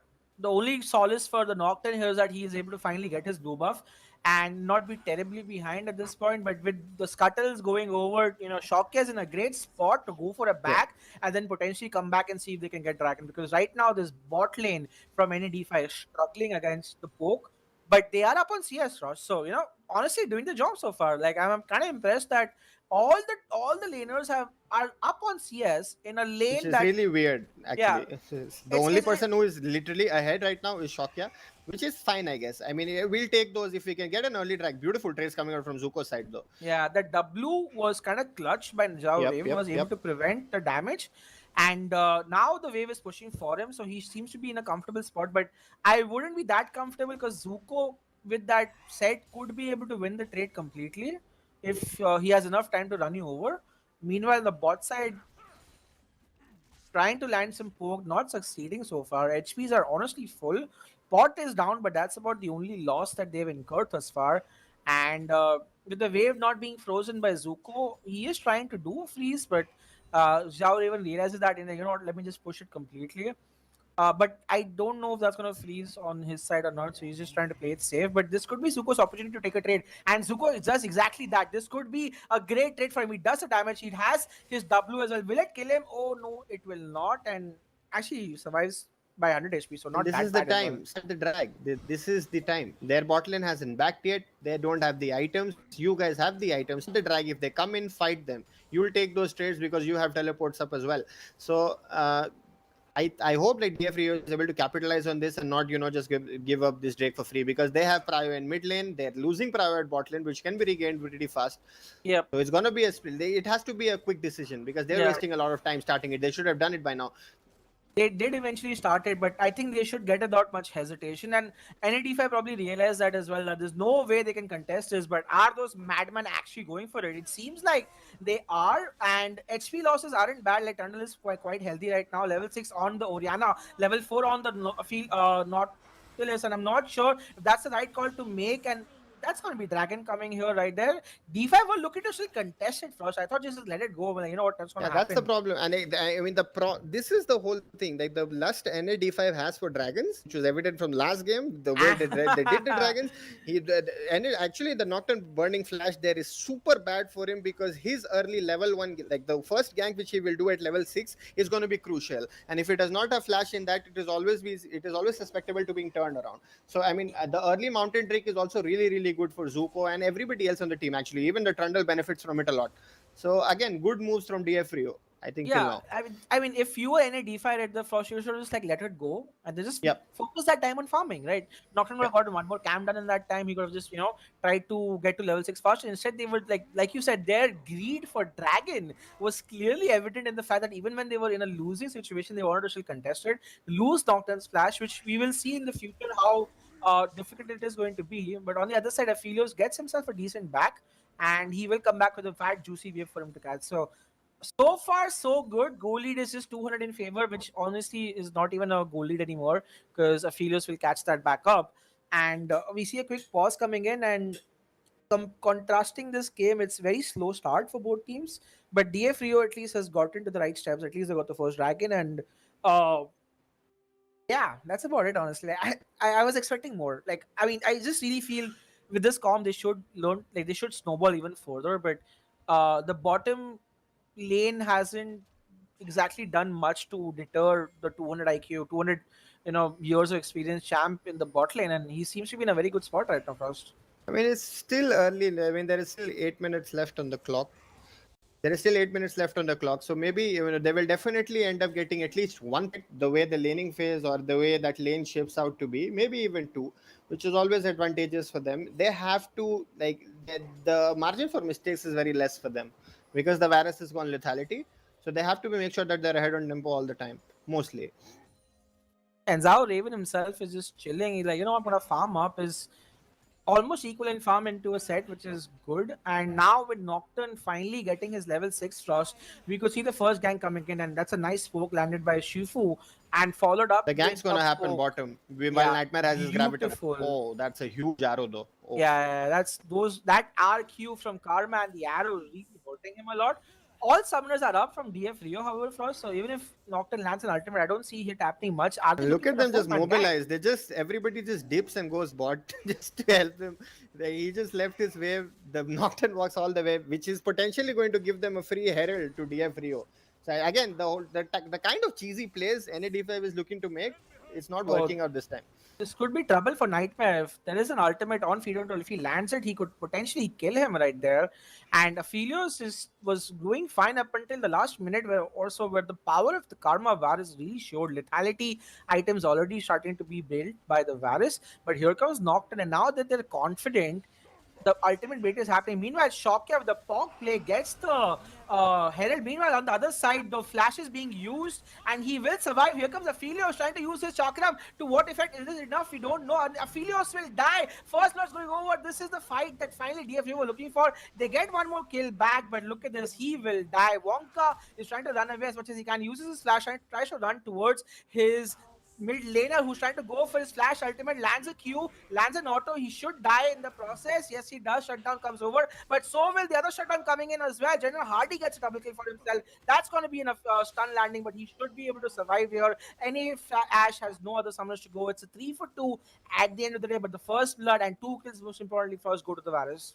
That was beautifully played by Shifu. And the bot lane in general, I think they had to force. They had to force, and they did. And I don't think the overcommitment on the Braum was necessary at all.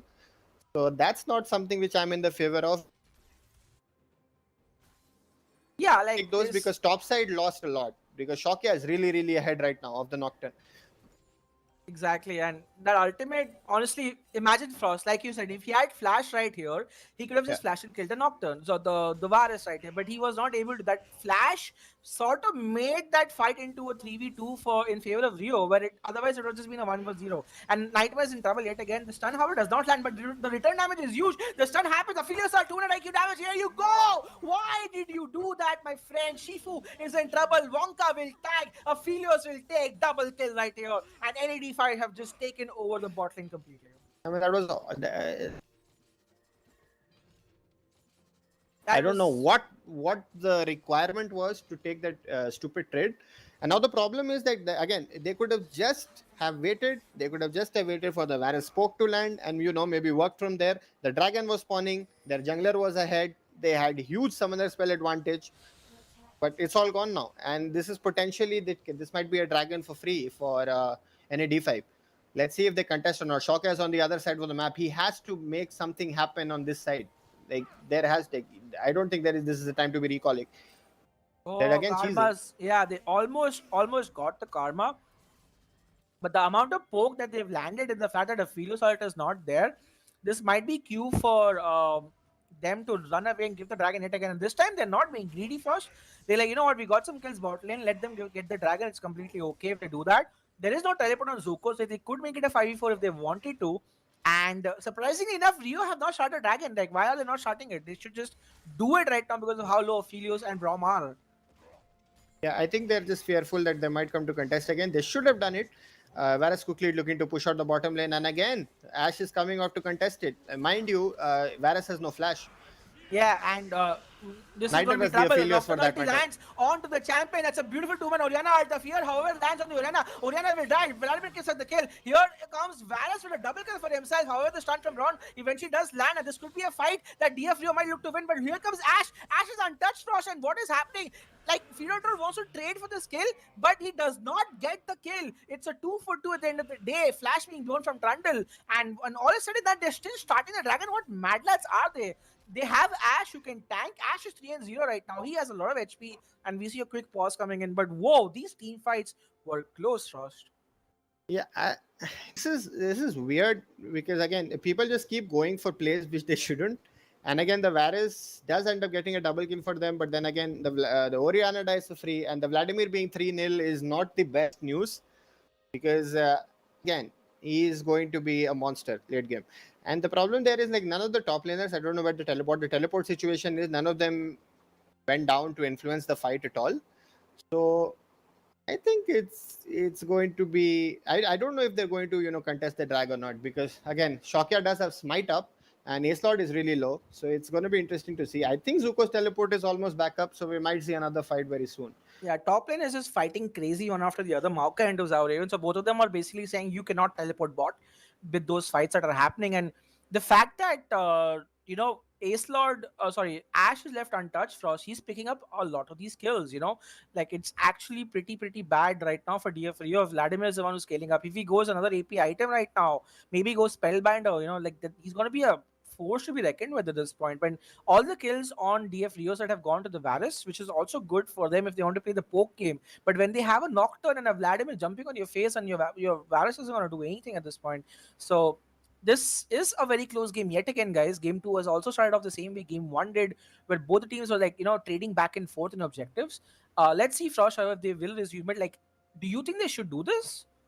Both the teleports are going to be up. There's going to be another fight. I think both the top laners are going to TP. They should. They really should. Zuko really should join them. His TP is back up soon. He is already backing to look for a teleport. Ash backs off. They'll just revive and then try to get back for the dragon again. So we might see a repeat happening.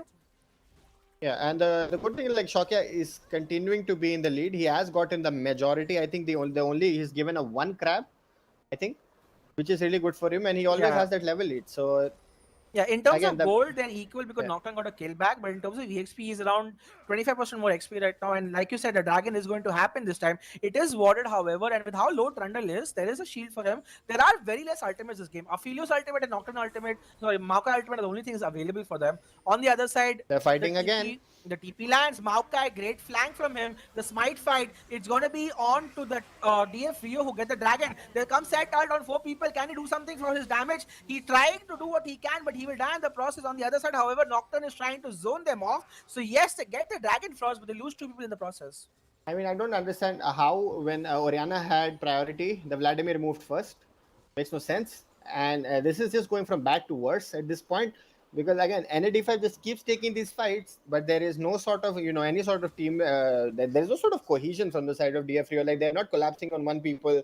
Like, after the Dragon, Shokya wanted to die, Zuko wanted to engage, the rest three wanted to do something else. And it's just going from back to back, back to worse at this point. Is the Vladimir being 4-0, it's going to be really hard to check him. There is no ignite.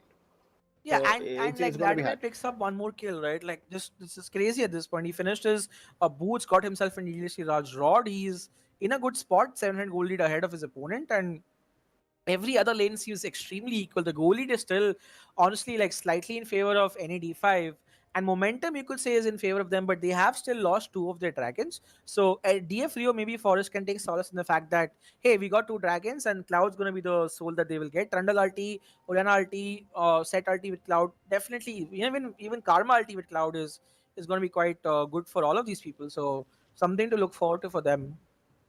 The problem with that fight is like that was a fight without Nocturnal, so it's going to still be up, and we might again see another action at bottom lane because now they can just look to force with Gravitamar whenever they have it up.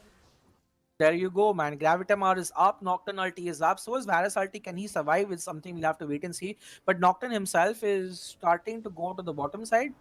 And no towers have gone down, Frost. It's 14 minutes in the game. No platings have gone down, honestly. Like, nobody got any plating. So, it's extremely, like, just farm right I now. think Hardy got plates, right? They had Oh yeah, the Hardy Herald got at plays. mid. Hardy got 3 plays right there. So Hardy is the only one who was the recipient, and that's exactly why he's still doing well in terms of gold. He's not 1,000 behind; he's like 700 behind because of 320 gold from plates, helping his case in not getting a further deficit. And now with Nocturne having his red buff as well, potentially can see another gank happening. But so far, like both teams are just opting to play safe because no neutral objective to fight around. The first Herald was being taken by Shokya and he used it in the mid lane. The second Herald is going to be up soon, Frost. It's actually up right now. Yeah, and again the bot lanes have rotated, so they're looking to fight now. The next objective under Scanner is going to be the second Herald, so that's why they rotated their bot lane first. But the whole point is they did that first, but they got no tempo advantage. The whole point of rotating your bot lane first is you start the Herald and immediately get it. Now Shokya is in a bad position. Here comes Karma. Can Karma give her the shield that he needs? Karma does give her a shield, but it's going to be enough right there. The match is there. Varus also there. A Fierce ulti does land. That's going to be a kill. Zhao Raven survives to the skin of his teeth, and Varus is almost about to go down, but will survive 1 HP. And here comes Maokai yet again, trying to go after the Trundle. Trundle came in the process. He gets the chomp on him. On the bot side, here comes Shock Zuko with a beautiful ultimate. But here comes Vladimir, but Vladimir gets ulted off by the Oriana. Can he survive? No, he cannot. It's actually a 4-for-1 at the end of the day, and they are somehow able to get a miraculous team fight in their favor, Frost. Again, despite the fact that they had moved first, I think it's never a good idea to engage on Trundle unless you can immediately burst him. And this is where the karma comes into play. Like the karma comes into play. She gives him that RE. He's manages to get his ult off, and they removed the front line first this time. And then after that, Zuko landed a good, I mean not Zuko, sorry, Hardy landed a good shockwave. Even Zuko landed a good ultimate. So that really worked out well for Deimos Force, like which is really good for them. Exactly. With the tower going down and Herald going down, suddenly DF Rio have now taken the gear in this car that they're driving because they are the ones who are in the advantage. Let's see if they're able to continue that. If Helios got himself a couple of kills in that team, 1 kill in that team fight as well. Even he 4, 3, 4, both the 80 carries Frost have died like 3 or 4 times in this game. So they definitely the target a lot of these champions on both the teams. The problem still remains that Vladimir is still 5-0 and he was able to escape without giving a shutdown to anybody. Nightmare shutdown did, however, go to Zuko, which is always a welcome thing for him because he's able to transition into the Morelos quickly enough because he'll be able to afford the Oblivion Orb on his back this time. So that's good for him. But again, whatever fights have to be taken, they have to be taken after Feeder Troll lands a couple of arrows. Otherwise, the whole point of playing poke virus, there's no like it just becomes null and void. So he has to land those arrows, and then they have to fight around the objective, which is coming up very soon, by the way. Yeah, 50 seconds for the next dragon right now. Could be another contention. No flashes on everybody. Most of the carries don't have flashes right here. And Cloud Soul is terrific for NAD5, by the way. It's not balanced. Nocturne benefits from it a lot. Vladimir benefits from it a lot. Oh, the ultimate lands and Nocturne could be in trouble. The shield is on the opposite side, but however, the flash does survive. But Wonka is the person who had to suffer from the mistake. And Nocturne ults back to get a kill. He gets a kill onto Shifu, but trades it back. Oriana gets a kill. Double kill for Oriana. And here comes Vladimir. Vladimir's in trouble. He has to run away. He will run away, but a beautiful arrow from Vide Troll right there. Gets in the kill, and yet again for Frost. This is a team fight that is won in favor of DF Rio, and Aphelios is going to be in trouble. He does not have his flash, will take a lot of poke, and he's going to die as well. A lot of things going wrong in execution for NAD5 in this game, Frost, because the last team fight was just them getting caught out, and now the third dragon goes over to DF Rio, and they are looking to stake this advantage and snowball for themselves, because they get the tower, they get the dragon, they get the inner mid tower as well, and suddenly they have themselves a 5,000 gold lead, Frost. And again, big things. Ace Lord ends the fight, comes back to kill the Karma, dies, gives the dragon. Again, taking a fight in a wrong corridor. And again, I like the fact that Feeder Troll did not hesitate. They saw the Maokai out of position. They immediately ulted him and forced the fight. The critical thing in that fight was that the Vladimir shutdown went to the Frost? We seem to have lost Frost for a second, but definitely, indeed, the shutdown going over to the Varus was pivotal, and Zuko himself has become such a threat right now with his gold advantage. Almost going to finish his Triforce as well. He's very close to getting it. Around 1,000 gold more, he gets it. And now this is a game where NAD5 are certainly on the back foot. Like, they were doing well up until the last couple of team fights where DF Rio just steamrolled them through beautiful, beautiful pace and execution from Feet and Troll as well.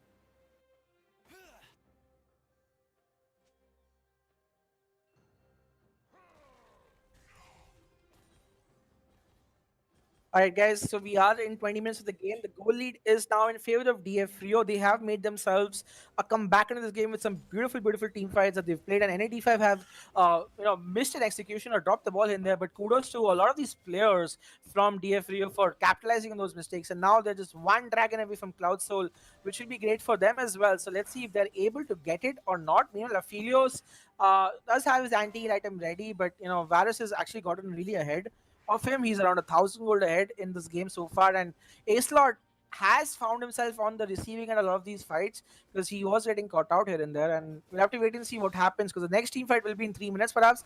Until then, both the teams are just looking to farm out, and General Hardy and the Oriana Frost has also looked pretty good. Yeah, I think they've gotten a really good advantage now, and they just need to play their compound. They have to make sure the Varus gets some arrows before they do anything in this game. That's just the norm. And once they do that, I think after that, Maokai tries to go out on the Nocturne. The Trundle ulti is as well. They want to kill this tanky person. Can they kill it? Look at how tanky he is. So he doesn't die for ages. He finally dies. But is it too late? On ultimate on Oriana on the Nocturne gets the kill for themselves. For how long the Nocturne tanked, my lord. They were able to get one trade back, and now Set is free to push the bot lane. What is going to happen here? This is going to look very, very difficult right now for NAD5. They're in a caught between a rock and a hard place because bot lane tower will go down. They have to respond, and through all of the things that they threw on the Trundle, he did not die at all for the longest ever time. Allowed Varus to poke back and then get a kill for himself. He's now 6-4-8 in this game. The power of the car, like right there, she does not get high, and if the Trundle manages to get result off and live for even half 0.5 of a second, he's not going to instantly. And once that doesn't happen, the fight is already going in the favor of DF Rio. So again, full positives, and General Hardy showing up with the shockers. He's really standing it up from the last game, and I'm really good to see. Indeed, man. General Hardy with the shockwaves has been extremely, extremely on point. with his games. And also the fact that now the dragon is coming up in just in 2 minutes. Flashes will not be up for the Aphelios in the next team fight, which will be very, very pivotal for him as well. Rabadon's completed, so there is a very strong power spike for the Vladimir. A lot of AP that he can go for. He does have the potential to one shot them. Let's see if he's able to do that or not, Frost. But this definitely, Frost, looks like that DF Rio are in control of the game with a 6,000 goal lead in their hands. With Sure. Like, just Indeed. So now with Dragon coming in just a minute 15 seconds and Trundle just becoming a tanky person with Zeke's Herald as well, he again gets caught out. Again, he will look to ulti, but this time it's his mistake for getting caught out. He ends up using his flash here and there, and Varus also ultis. Oh my lord, so there's 2 ultis being blown. No, wait, he does not use his ultimate at all. Never mind. Trundle still has ultimate up, but Varus ultimate is down for this team fight, and his flash is also down, so the next team fight could potentially be in NA's favor, but with the poke that Varus is landing, Feed and Troll is playing the Varus to the T right here, making use of his poke damage as much as he can, and Raven could be in trouble, never mind, decides to run away. With both the jungler and mids backing off, this could be an 85 chance to establish some vision in the mid lane before the ensuing Dragon fight. should be blocks.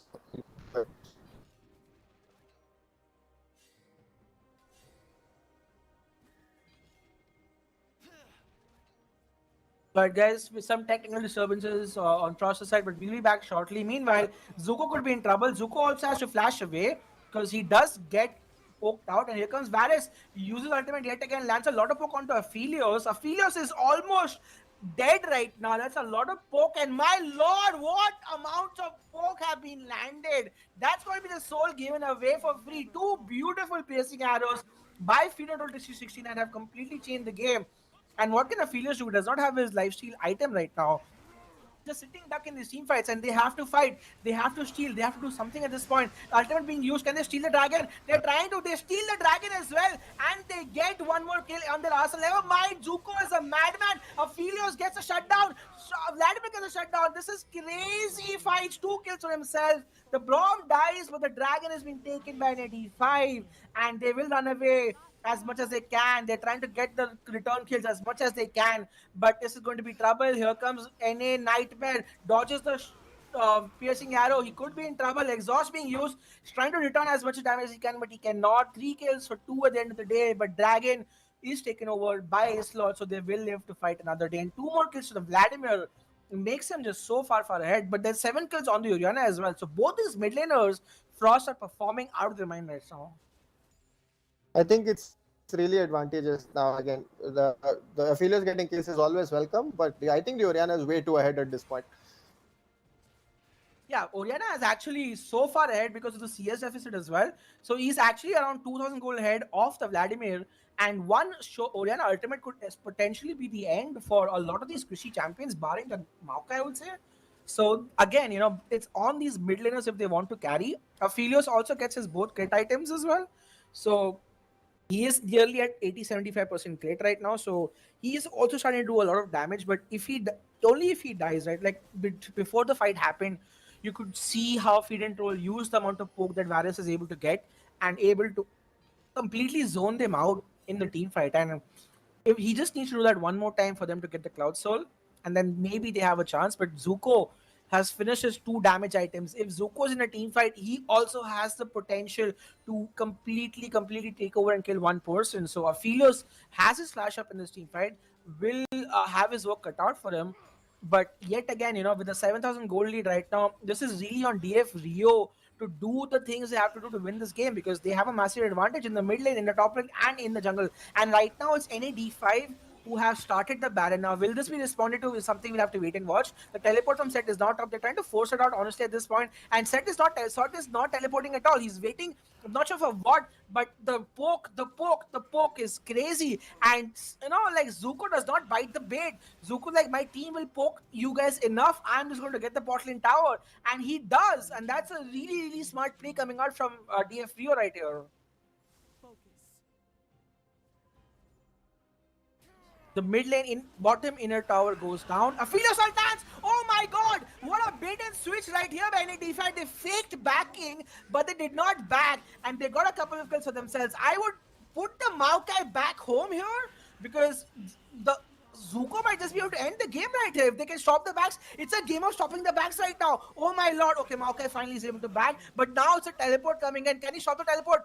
Maokai is able to finally stop the teleport. Oh my lord, this is so bad for Zuko as well. He's in a load of trouble as well, but he will run away. Mila in the mid side, you see another fight happening where triple kill goes over to the Oriana. The teleport is being used by him. The stopwatch is being used. The ultimate flips a nice W to prevent damage. He will flash away, but he will die, and that's going to be a 4 for 2 at the end of the day. Aphelios is the only guy left, and he's running out of his marbles at this point to not die. Can he survive? 7-6, 5 seconds up for the Nocturne. The Nocturne is trying to get up soon. He has his ultimate up, and Lord, oh Lord, what an amount of crazy teams that we are seeing. The million tower is about to go down, but Aphelios is able to catch that back up. Triple kill going out to General Hardy right here. And we are seeing such a intense game right now, guys. Yep, and the Oriana is coming in clutch in these fights. Like the way he's controlling the map and the way General Hardy is really a confidence player. So if he's feeling himself, he's not afraid to go for the big plays. And yeah, I mean, if you look at him, he's like really ahead right now. Like the amount of damage he deals, he almost deals close to 2 damage to all the characters on NAD5.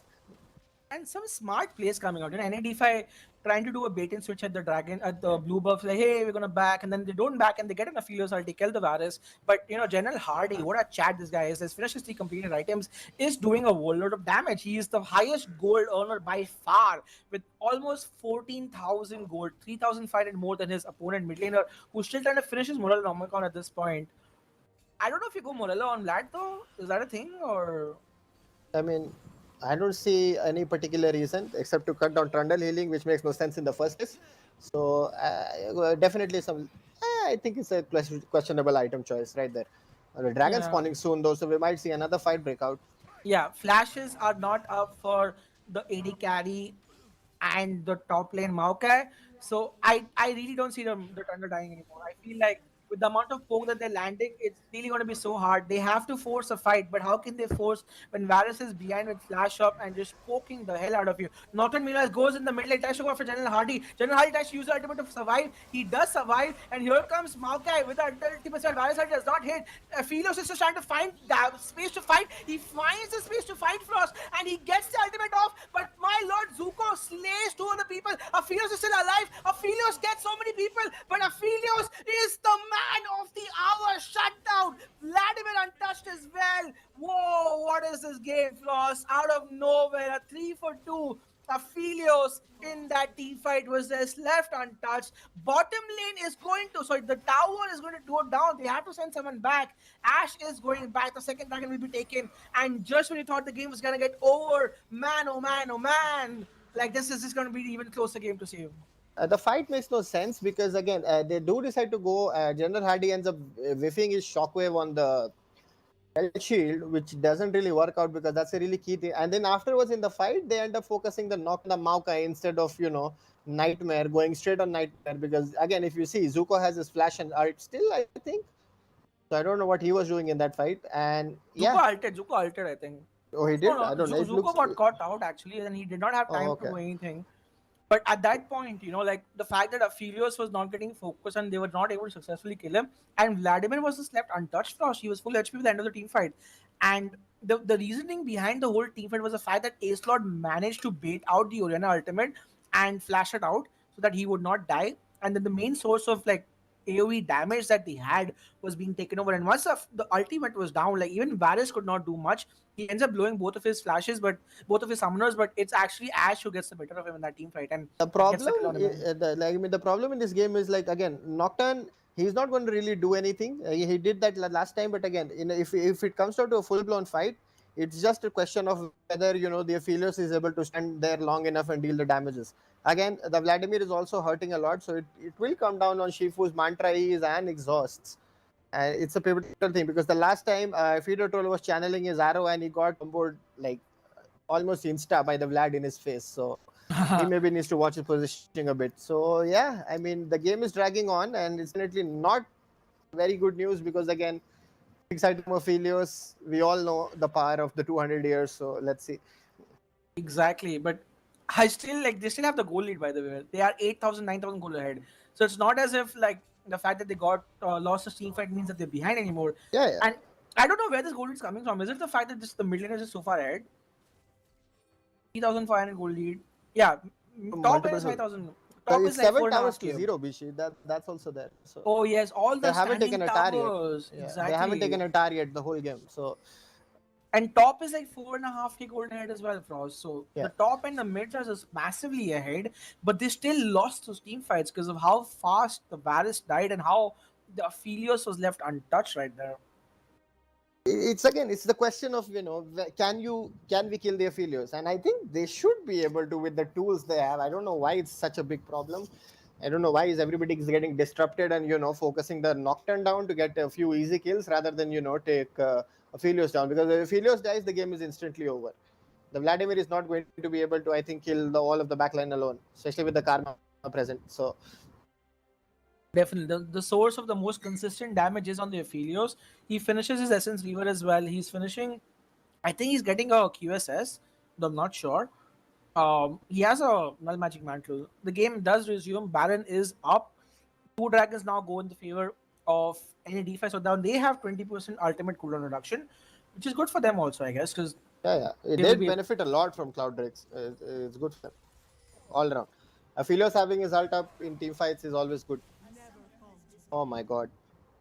sad time for him to lag right there. But he was walking, so you could see him being lagged out. There's only one more inhibitor wave, the super minion wave coming out for us. So he has his teleport. Potentially possible to have another team fight happening, but no flashes literally on anyone except for Zuko right here. So let's see if he's able to distribute that. If they get the Baron first, they might be able to end the game. I think it's more of a bait and switch from themselves. They should make them come in that small choke and control it with the Ori ball, because Oriana is the original control mage, and the whole point of a control mage is that you can choke out complete areas of the map with your ball. So I mean, hopefully he does that, and if he does that, then if they're not able to come in, that's just going to be a free Baron. So, and he deals a lot of damage with the shockwave. He might just end up killing someone. So it's interesting to see how they're going to approach this.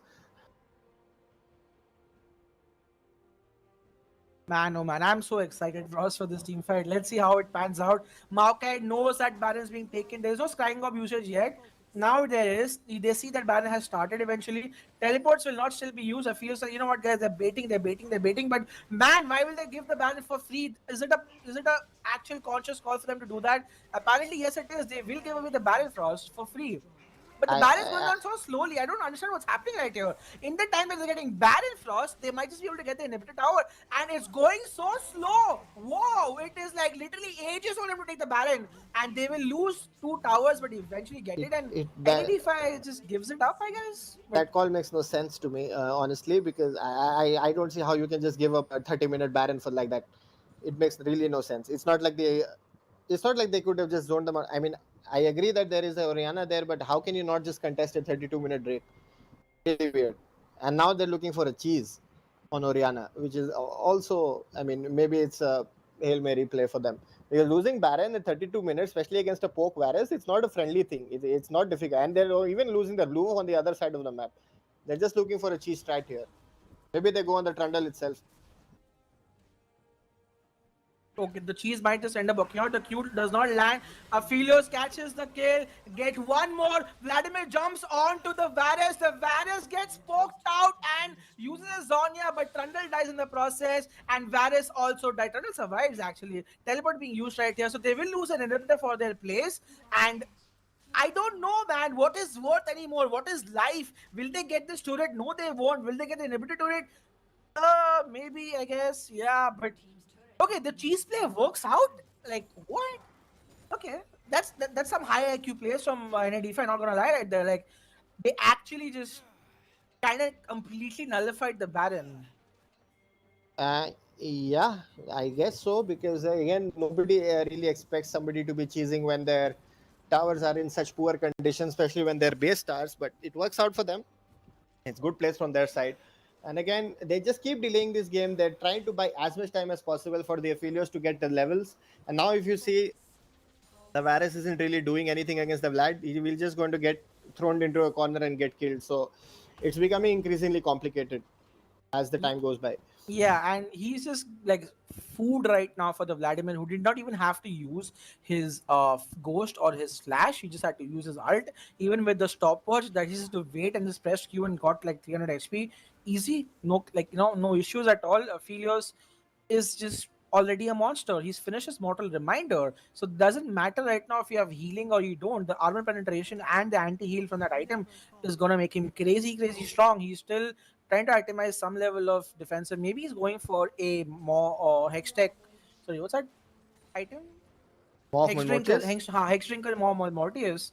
And now Frost Dragon being up and Flashes being up from both the teams, uh, we could see another Hail Mary play coming out. And seeing how the last team fights have gone, Frost, it looks like N85 finally have regained the control. This game shouldn't be looking like this. That's the whole point. Like, it's been dragged to an unfathomable state, and I don't know. NA5 just keeps trying to push up mid, and then they maybe rotate back to drag, which again makes no sense.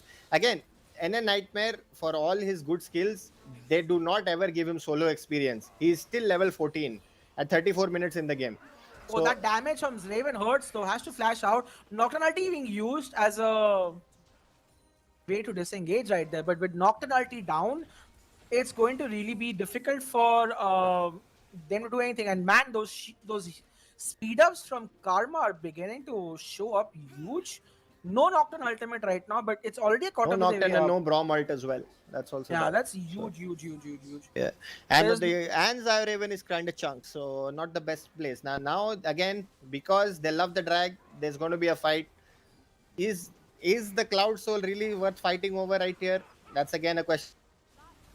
Oh, here comes Set though. Set has to do a lot of disengage. Any Ash might be in trouble. Any Ash, can he use his ultimate? He does. He also uses flash, but what the random flash? He dies in the process. But Aphelios will kill the Karma 444. 3-man ultimate from General Hardy gets the shutdown onto Aphelios. And this is the team fight that General Hardy has solo won for TF Rio, because that is going to be now the end of the game for us.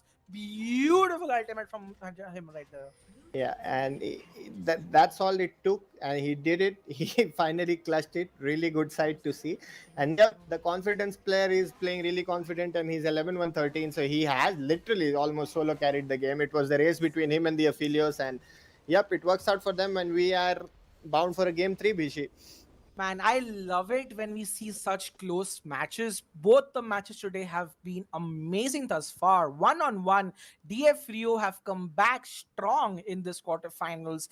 And with a very, very close game, it was General Hardy on that Orianna who did all the clutch damage for his team. And now, you look at damage charts, you know, Varys, Orianna, Aphelios, everyone's just doing their bit right there. So really well played for DF Rio. They will live to fight another game, guys. Do not go anywhere. Game 3 of this quarterfinal will be back in just a few minutes. Thank you, guys. Numerous forces aimed at the Earth.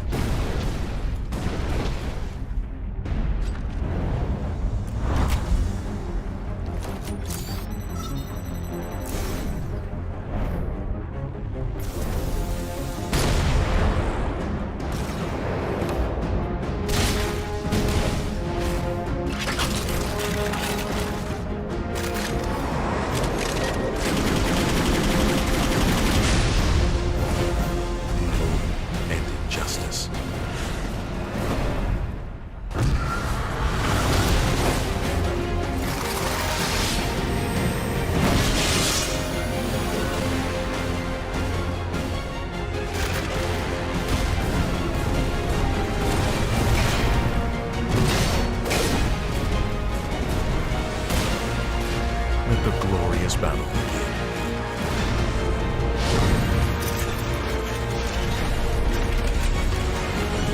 Geared up for victory.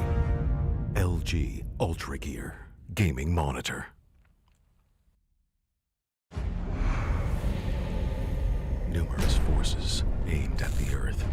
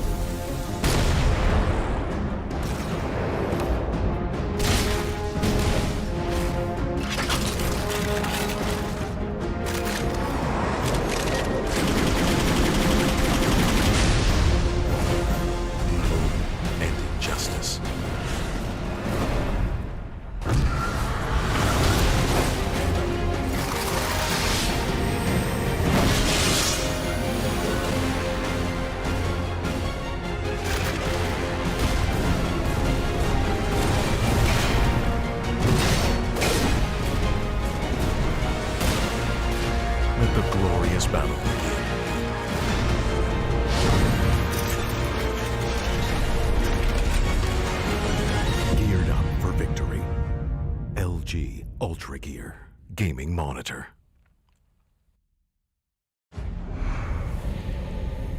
Numerous forces aimed at the Earth.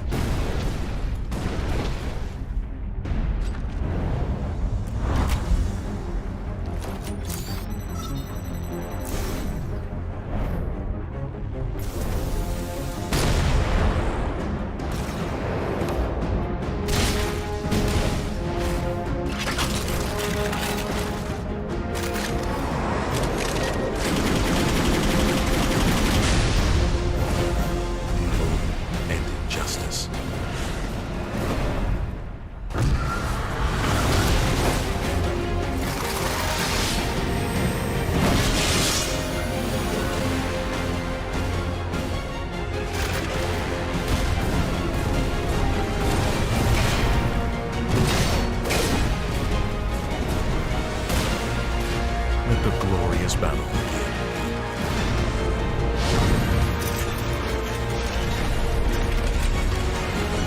Geared up for victory. LG UltraGear gaming monitor.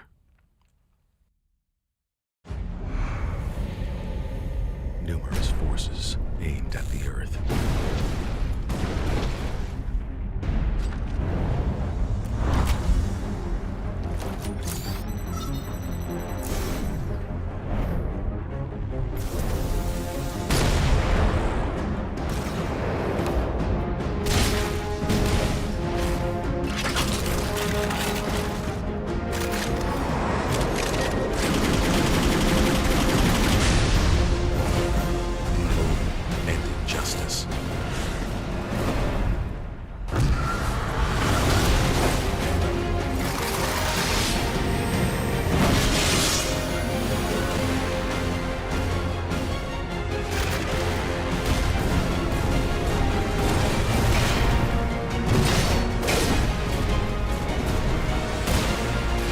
Let the glorious battle begin.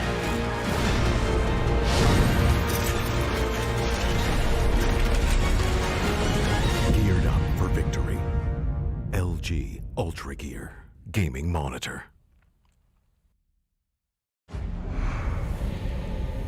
Numerous forces aimed at the Earth.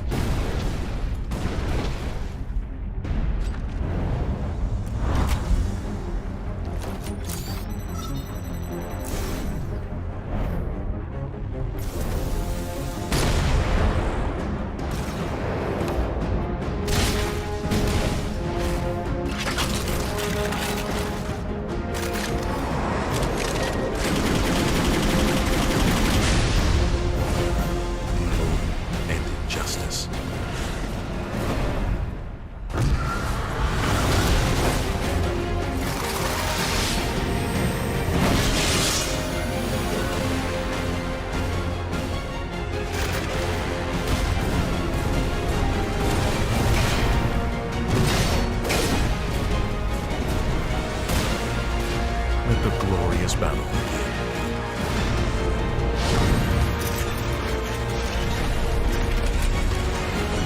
Geared up for victory. LG UltraGear gaming monitor.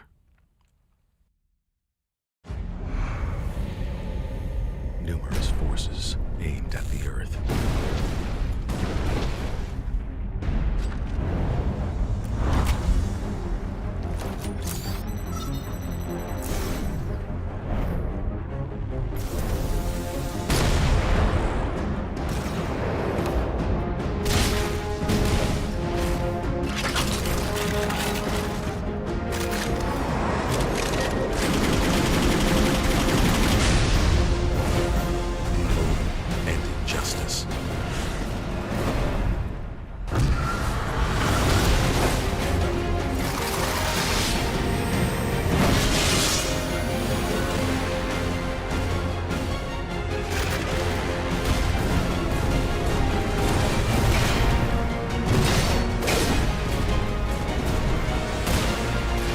Let the glorious battle begin.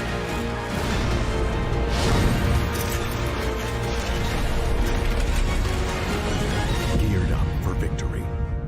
LG UltraGear gaming monitor.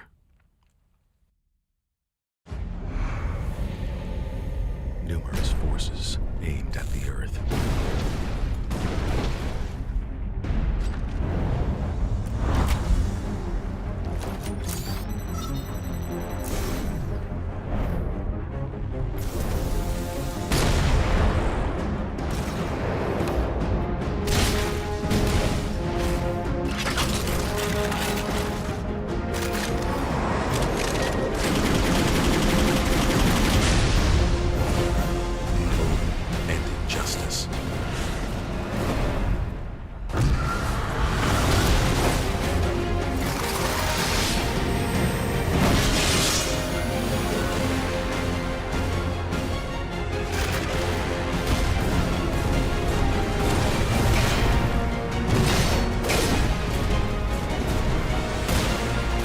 Let the glorious battle begin.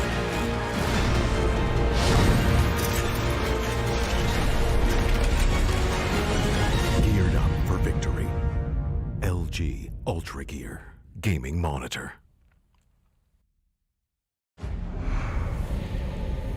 Numerous forces aimed at the Earth.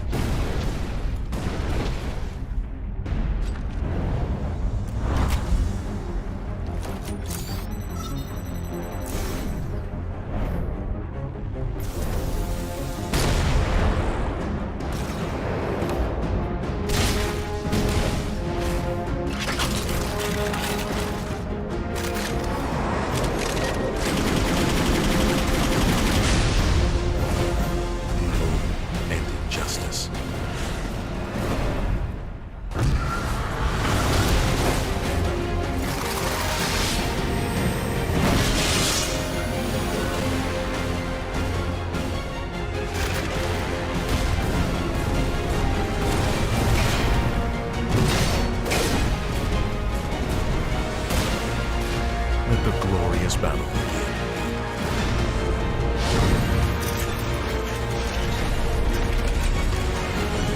Geared up for victory.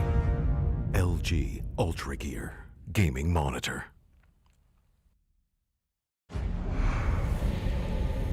Numerous forces aimed at the Earth.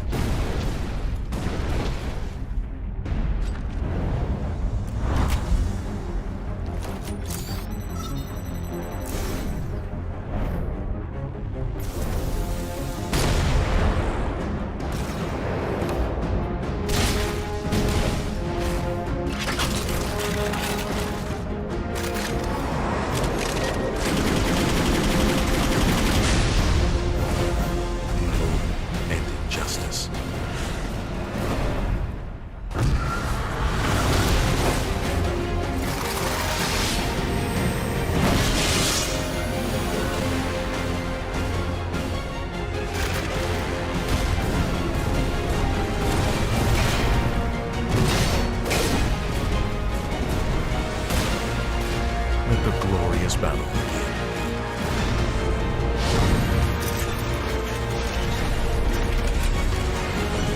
Geared up for victory. LG UltraGear Gaming Monitor. Numerous forces aimed at the Earth.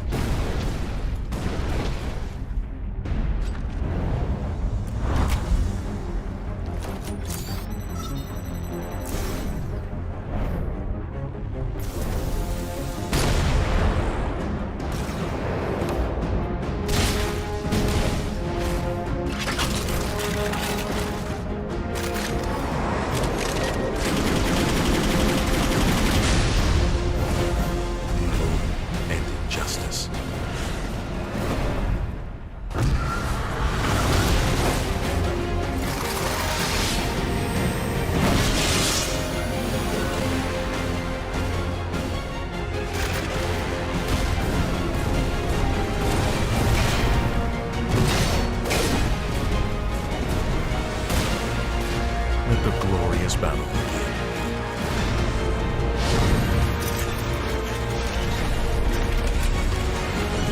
Geared up for victory. LG UltraGear Gaming Monitor.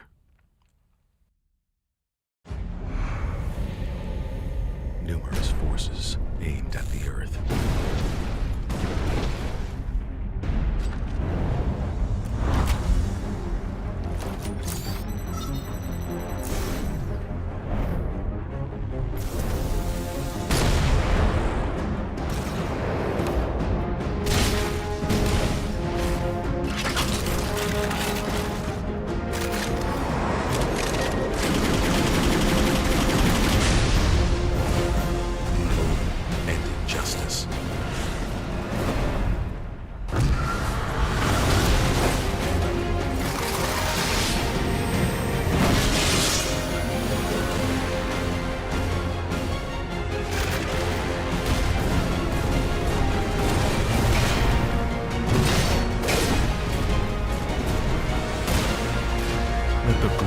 battle begin.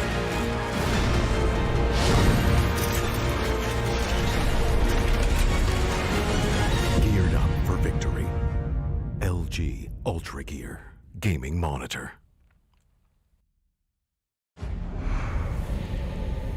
Numerous forces aimed at the Earth.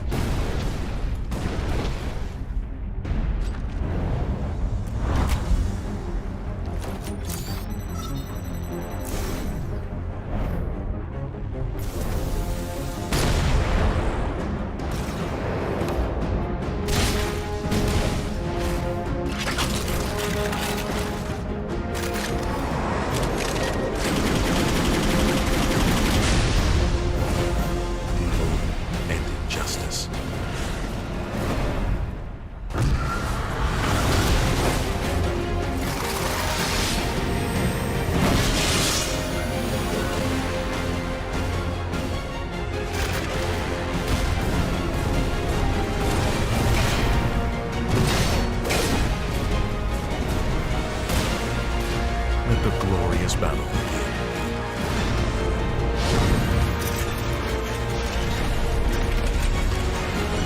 Geared up for victory. LG UltraGear gaming monitor.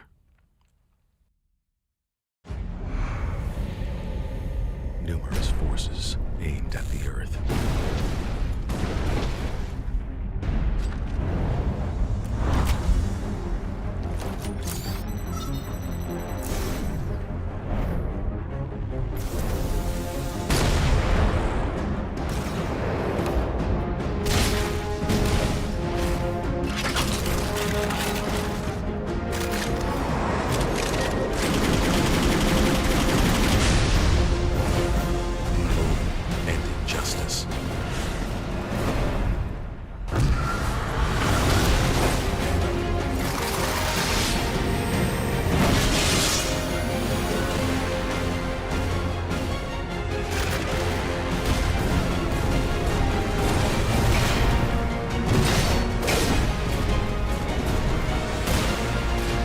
The glorious battle begin.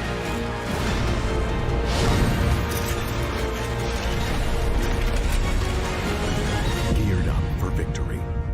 LG UltraGear gaming monitor.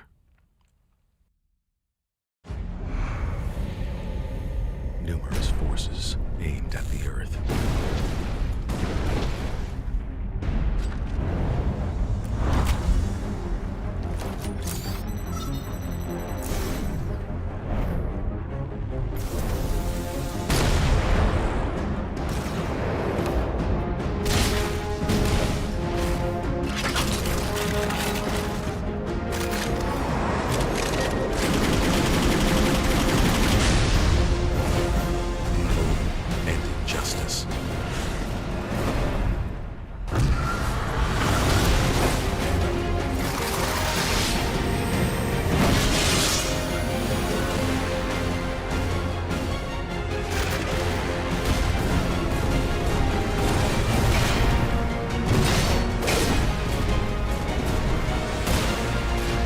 The glorious battle begin.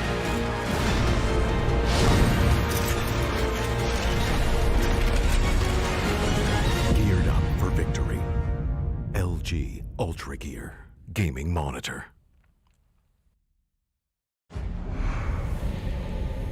Numerous forces aimed at the Earth.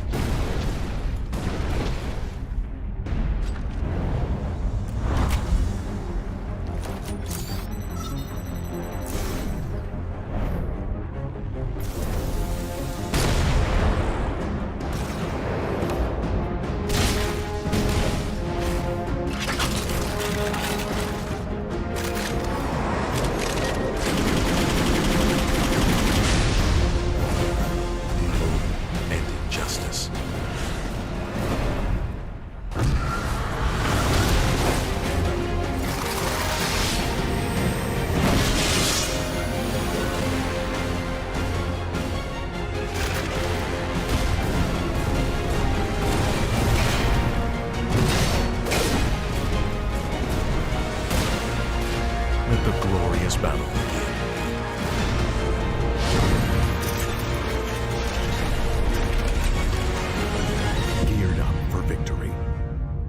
LG UltraGear gaming monitor. Numerous forces aimed at the Earth.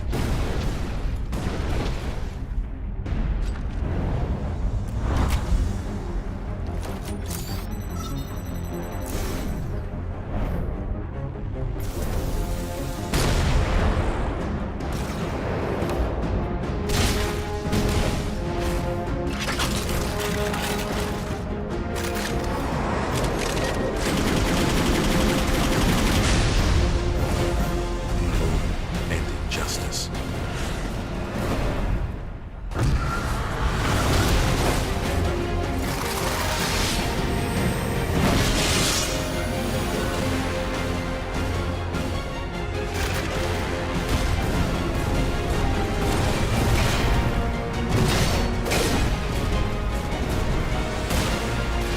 Let the glorious battle begin.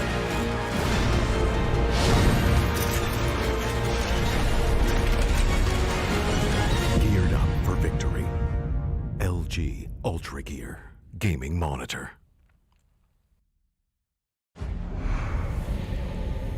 Numerous forces aimed at the Earth.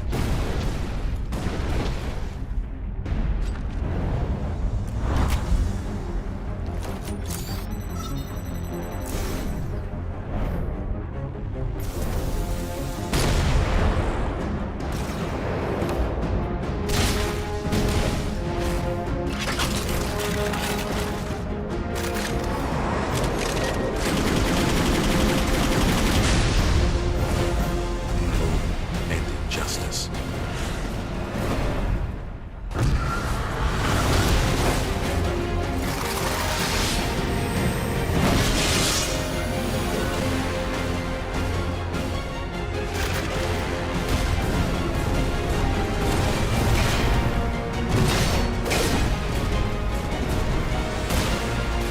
Let the glorious battle begin.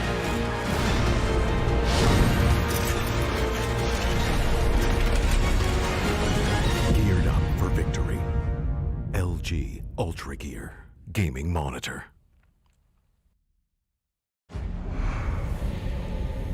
Numerous forces aimed at the Earth.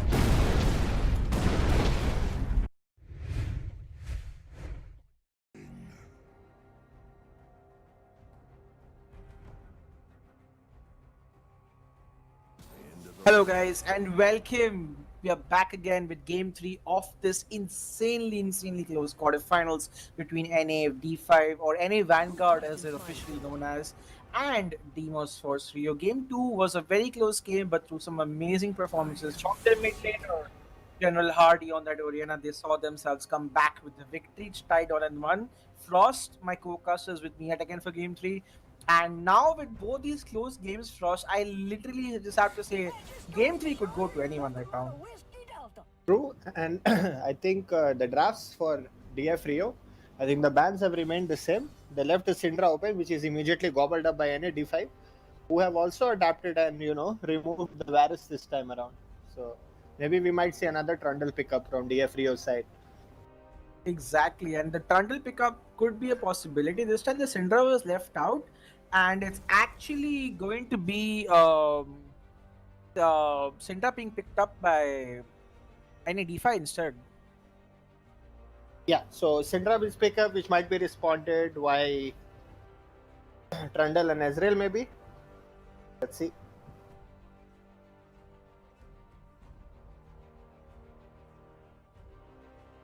Yep, just waiting to see what happens They right might now. just go Cog Lulu, Nah, never mind. We just go Ezreal. That's good. Man, this team and their Cog Lulu things, bro. Like, They could have done it, actually. yeah, they're okay. Just for anyone watching in the audience, these guys love to play Cog Lulu, and they're very familiar in how to play this champion. But it's honestly Cog was on the other two AD carries of the team. Now they have Feedent Roll who joined them, and he is very good at Ezreal, Varus, and a few other meta picks right now. Aphelios will be yet again the pick for NA. Nightmare, who was pretty good at it, and this time it's going to be a Trundle pickup right in front of, sorry, a Zac pickup in Trundle's face. Like here, Ultimi right now is basically the plan. I mean, And they can just pick Poppy top here and completely destroy the whole concept of Zac.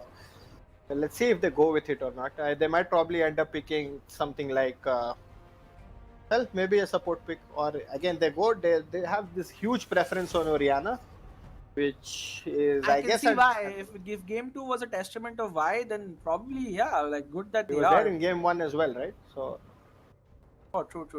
I mean, there are better picks. I think the Karma would have worked perfectly fine. Poppy should. There should have been a Poppy somewhere. I just believe so. They can still flex the Trundle to top and take Poppy for jungle. I I think doubt that is they'll. also viable. Yeah, I mean, yeah, true. But let's see. now mid laner gets first picked right here, being contested. Now Oriana is honestly not that good into the Syndra. The Syndra will be able to just have a lot of advantage, poke, and priority in this lane. So unlike game 2 where priorities were not in the favor of any DeFi, this time they have two lanes who should be able to establish some level of dominance right now. And Zuko set rightly so gets banned out right here. If he opts for a tank, you might see Zuko pick up Fiora again, but I think No, this is they're a not that Mordekaiser afraid. game. I think it's a Mordekaiser game. If they don't pick here, they might pick Mordekaiser top. Any DeFi might pick. They go for the Karma again because again it's a good thing against their comp, but I think a tank in the form of Maokai maybe and rounding off True. because there is a Karma. So Yeah, this could be Mordekaiser for any DeFi, like you said, right? Like they can pick it up, they will pick it up. yep. The Frost, the LS god of the community, always predicting the right drops, the right people. And now that's going to be the support pickup. They've seen the Karma Frost, and They maybe they have multiple options. If they're not looking for hardcore tank, you're right. They're not Yumi looking or for Janna. hardcore. Yeah, they went for the Lulu, which is very weird because you've never really seen them play Lulu yet. But again, Lulu or Philios Frost. Like, tell me a bit more about how that works.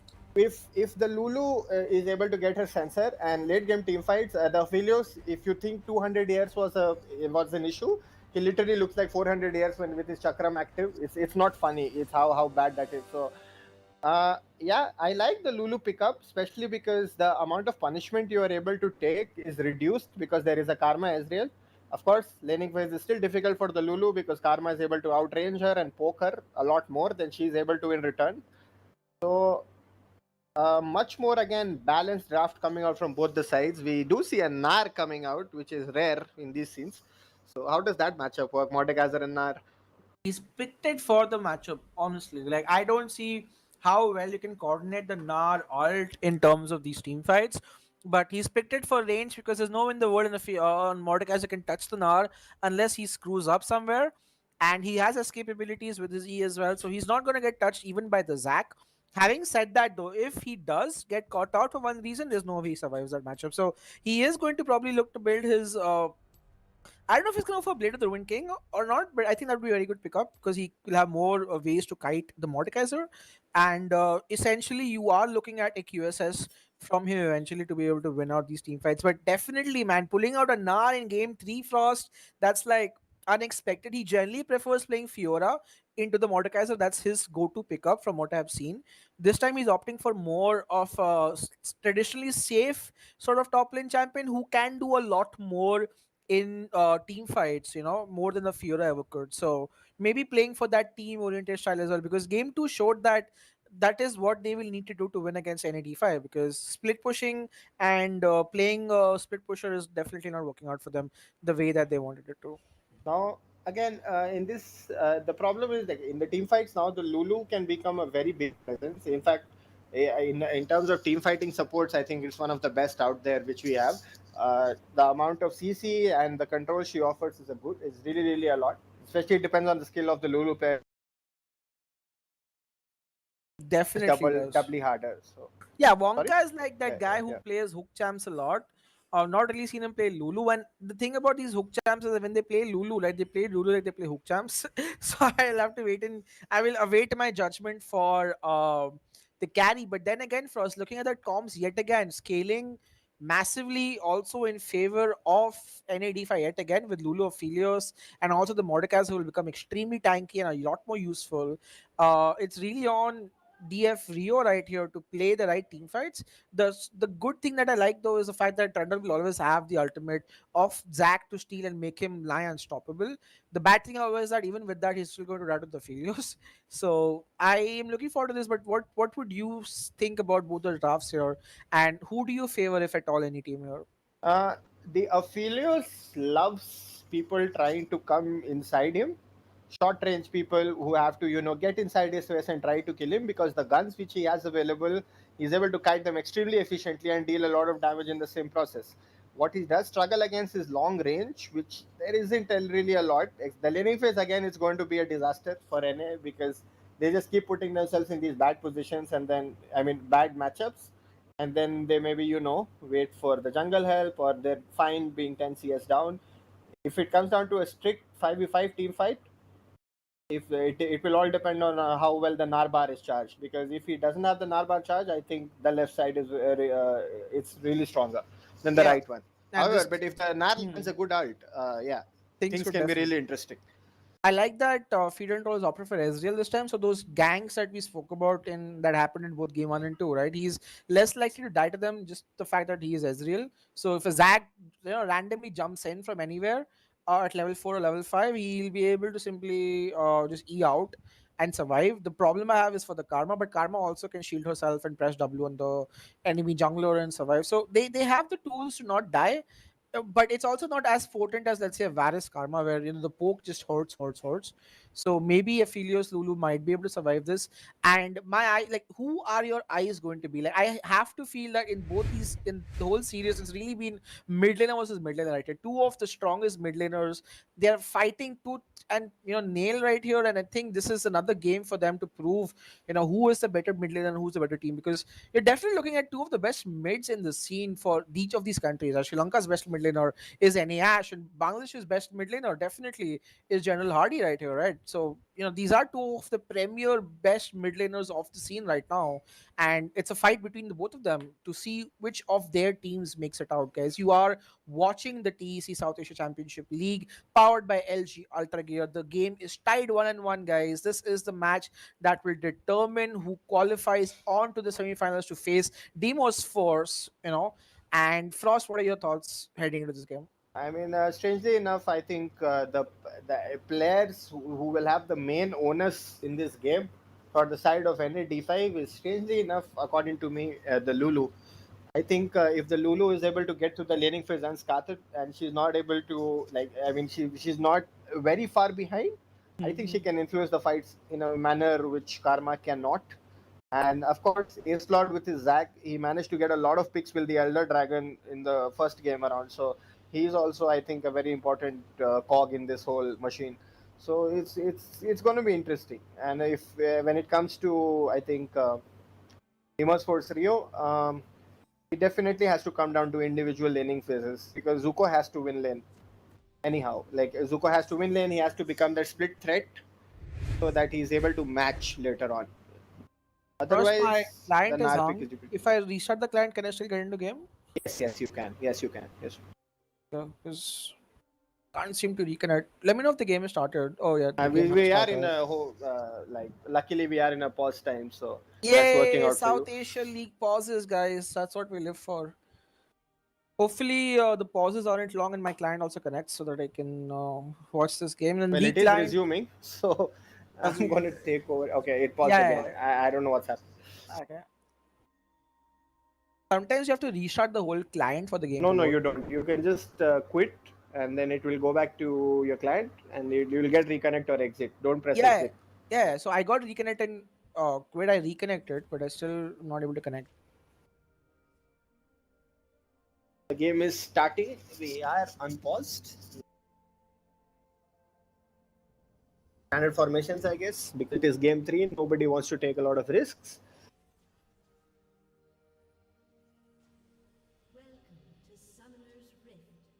Everybody is going to go for the standard spread out formation. Maybe Deimos Force goes for an early ward on the wraiths.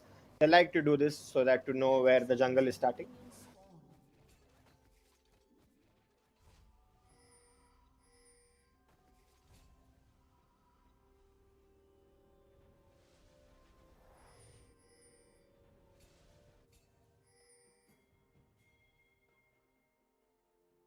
Seeing a small collapse from the side of Deimos Force, trying to eliminate an early ward if possible, but I don't think D5 is biting that bullet and going for it, so that's good.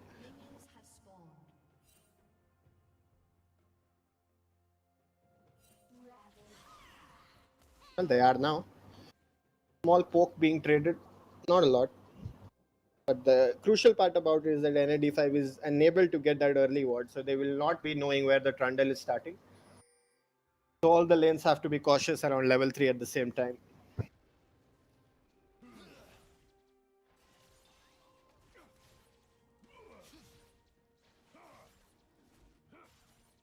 The standard red start from the side of NAD5, getting the bot lane's leash. Meanwhile, the Trundle is going to be starting blue plus Chrome, so that might be a standard level 3 gank at top.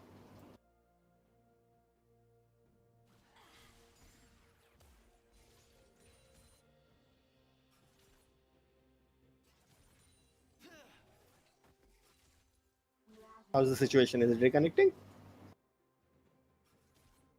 Yeah, I'm just trying to connect back.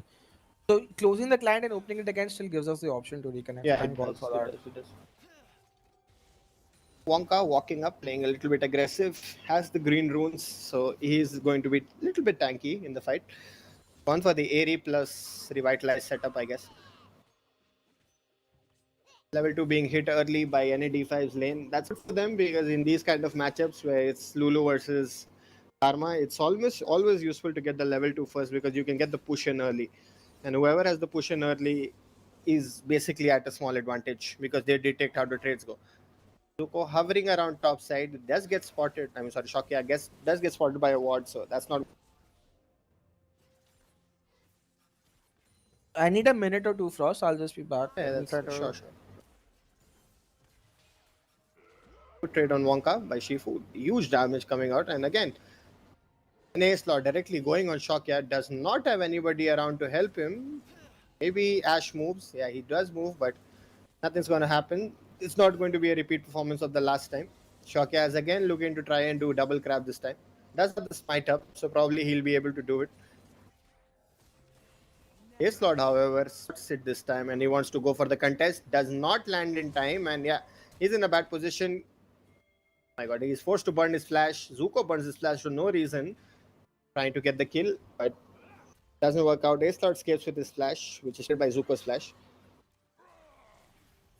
Shockyard directly going for bottom crab here, which I don't think this time he'll get because NAD5 lanes has rotated first and they're going to be able to do that for themselves and deny him. A good adaptation from the last.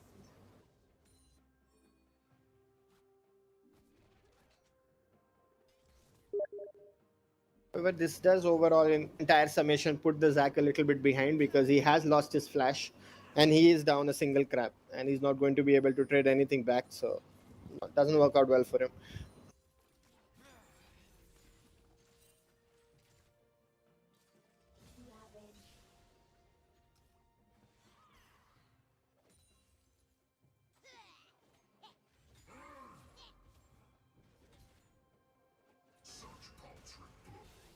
Zuko trying to get like a heavy hit against Zio Raven. That's a nice leap from the Mordekaiser C.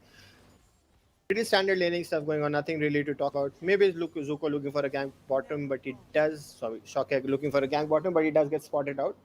Good trade going on. And Nightmare forced to burn his flash. Really good for him. That's really good for DF Rio.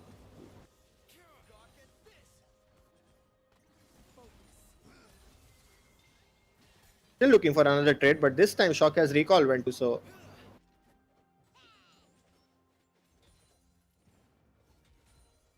setup, the gold is absolutely even at this. Not many notable CS leads. Everybody seems to be doing almost the same. Maybe Nightmare is a little bit ahead of the Ezreal. Zuko going for a hard trade on Zio Raven. That hurts a lot actually. He might look for a solo kill.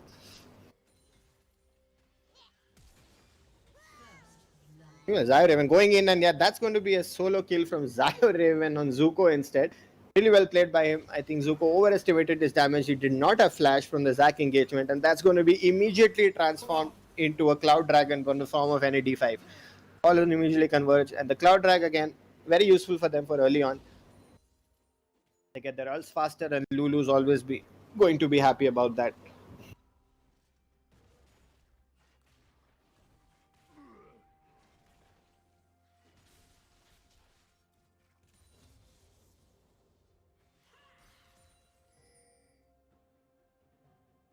Helios coming back on a BF sword buy, so he's going to be happy with, of course, with the Lulu. It's going to be a lot of damage. It's going on at mid, nothing really fancy.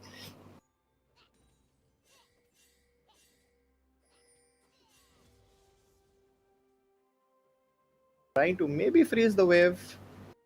Yep, he does freeze it. User in your channel timed out. Apologize to our viewers. Bishi seems to be having a little bit of technical difficulties. He'll be back with us very soon, I hope.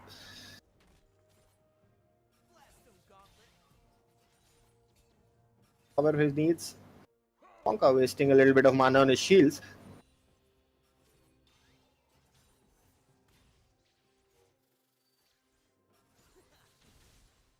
Next dragon is going to be the Ocean, which is again very beneficial for both the teams. Especially more so for the Ezreal, who looks to spam his abilities a lot. Mid lane, a flash is immediately burned. Traded for a shockwave.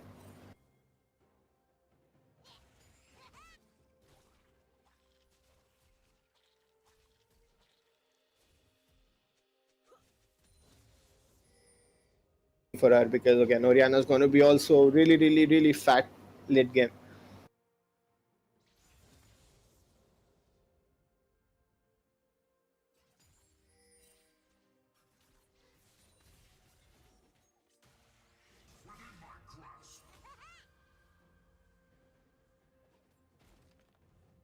Okay, he's going to be hitting that level 6 faster, but I don't know if he's going to be able to do anything on the map with it.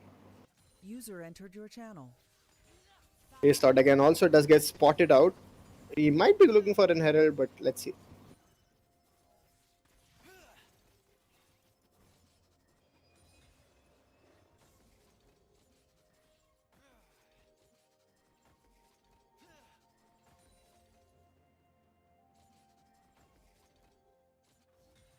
Standard stuff. General Hardy trying to keep the lane towards himself. Wary of that Zac gank. So trying not to over push early. Top lane, extensive trades going on. Zuko gets pulled in, gets ulted. This might be a solo kill from Zaureven again. Has to flash. Let's see if he's able to survive it. Yes, he will. Zuko is getting really pummeled in this lane, especially after that first blood which he gave up. And he does not have TP as well. So if he backs here, he'll be on a huge disadvantage. All right, I'm finally in the loading screen, Frost. I'll God be bless. joining you in a minute. Praise Garena and League of Legends for their insane spectator mode, but man, oh man, in the early game, that gank though, the kill onto our boy Mordekaiser and Zuko dying, definitely helping Mordekaiser out right now. Yeah, I mean, Zuko literally took that trade himself. Like, he thought that he could kill him, and then he transformed back into Mininar at the last moment. And he's trying to do it again. He's trying to do it again. He uses ulti and yet again, he just has to auto once. He has a W as well. There's a nice flash. He is not relentless in that. He should have just killed him, but decides not to. And yet again, Zuko, man, he's the one, Frost, who picks this Gnar, right? He's the one that says, hey, I'm going to do this, and dies. What time are you at? Oh, I'm way behind. Sorry. I'm at 9 minutes and 50 right now. Yeah, nice. The fight's breaking out right now. Yeah, at the Herald yet again, the Orion ultimate lands on just one person right now. And General Hardy does have his ultimate going down. Zac passive is still up for him, so they can look to create some barrages. But hey, look at this. The Dragon, the Herald goes over to BF Rio, but you know, it's gonna be Trundle who dies in the process. The Ash is trying to make sure that his Zac does not die. Mordekaiser is protecting the Herald from being taken. Yes, they got the Herald, but they did not take the buff, which essentially is a net to win for NAD5 because now they're able to get the kill as well, and that's 2-0. The Mordekaiser is in a great spot right now, Frost. Yeah, and the Herald is not able to be picked up, and again, bot lane rotated faster for NAD5, which meant that they were able to take that fight there, and it's always beneficial for them. And again, slowly and steadily, NAD5 is building a really nice lead here, and again, late game in the team fights, I said it before as well, Lulu can be a huge menace, especially if the Mordekaiser is again ahead. And we talked about this, like Zuko had to be the guy. Zuko is again going for a kill. Yeah, this does have ultimate, however, but there is no W. Oh, he does use his ultimate. Oh, the Q missing is huge. He could just auto once more time, and yeah, he does. And that's going to be another solo kill. And Zuko, my lord, what happened to him in this game? He's getting soloed left, right, and center by a pickup that he purposely chose. Frost, this is a series of errors by him, I have to say. Yeah, mind you, this was the counter which they chose. He chose this matchup, and he's maybe just playing overtly aggressive, and he's not able to kill him. And that's not good news because the Mordekaiser, who is this ahead at this point of time, and especially with the rate at which they're sacrificing dragons, it's not going to work out for them. Yeah, and now Nightmare's in trouble, has to flash away, followed by the flash on Shifu. But Shifu does not have enough damage. The Lulu ulti is popped, but the dragon gets stolen by Shakya, who makes it a 1-for-1 trade. And that's a nice flash, but he's not able to kill off the Lulu, who survives. And Ash is in trouble, does not have his E. It will be up soon in 9 seconds. Never mind that he's going to die. So it's a 1-for-0, and that's going to be the dragon also going over. So DF Rio finally get something back for their efforts in the that was critical for them because again it was slipping away from there. Shaka gets off a really good dragon steal, which will potentially really help him. And he ults Ace Lord is going for the direct kill. Oh, he's going to die. Aftershock gets proc, but I think this should be dead. And this is also Aphelios dying. If Trundle wants to gank, that is literally his game. EQ Ezreal, come on. RQ from Shifu. RQ Shifu. Oh, he does not land. He survives. Q from Ezreal. Everyone's missing. Welcome to the Benny Hill show, where nice, sidesteps by Aphelios saves him the day, but not before Trundle gets a kill onto the Zac. And now DF Rio are finally responding back with plays of their own. A double, 2 kills, 2 camps. Zac is not going to fall really behind his game. Yeah, Ace been put really far behind. And another gank on Ash. His flash is again about to be burned, I think. It is. He runs up burning his flash, and Aphelios going away means a lot of CS also gets missed out. So the CSC that he was growing in the bot lane will sort of try to get nullified as Ezreal himself picks up 1 plating gold. In terms of gold now, he's actually ahead of the Aphelios, who is still behind, well, even though he's behind 13 CS. And now, suddenly DF Rio, in just a matter of a minute, have found their way themselves back in the game in terms of a goal lead and are looking good. Yeah, and the Zac has been put really far behind because he went for the objective seals, he didn't get them. He lost his bot side camps, he lost his passive, so he's not going to be a very happy person in these team fights because, mind you, he is going to be the person who gets ulted. So I think what Zuko needs to do is just chill and maybe look to farm up later on and then come back in the game.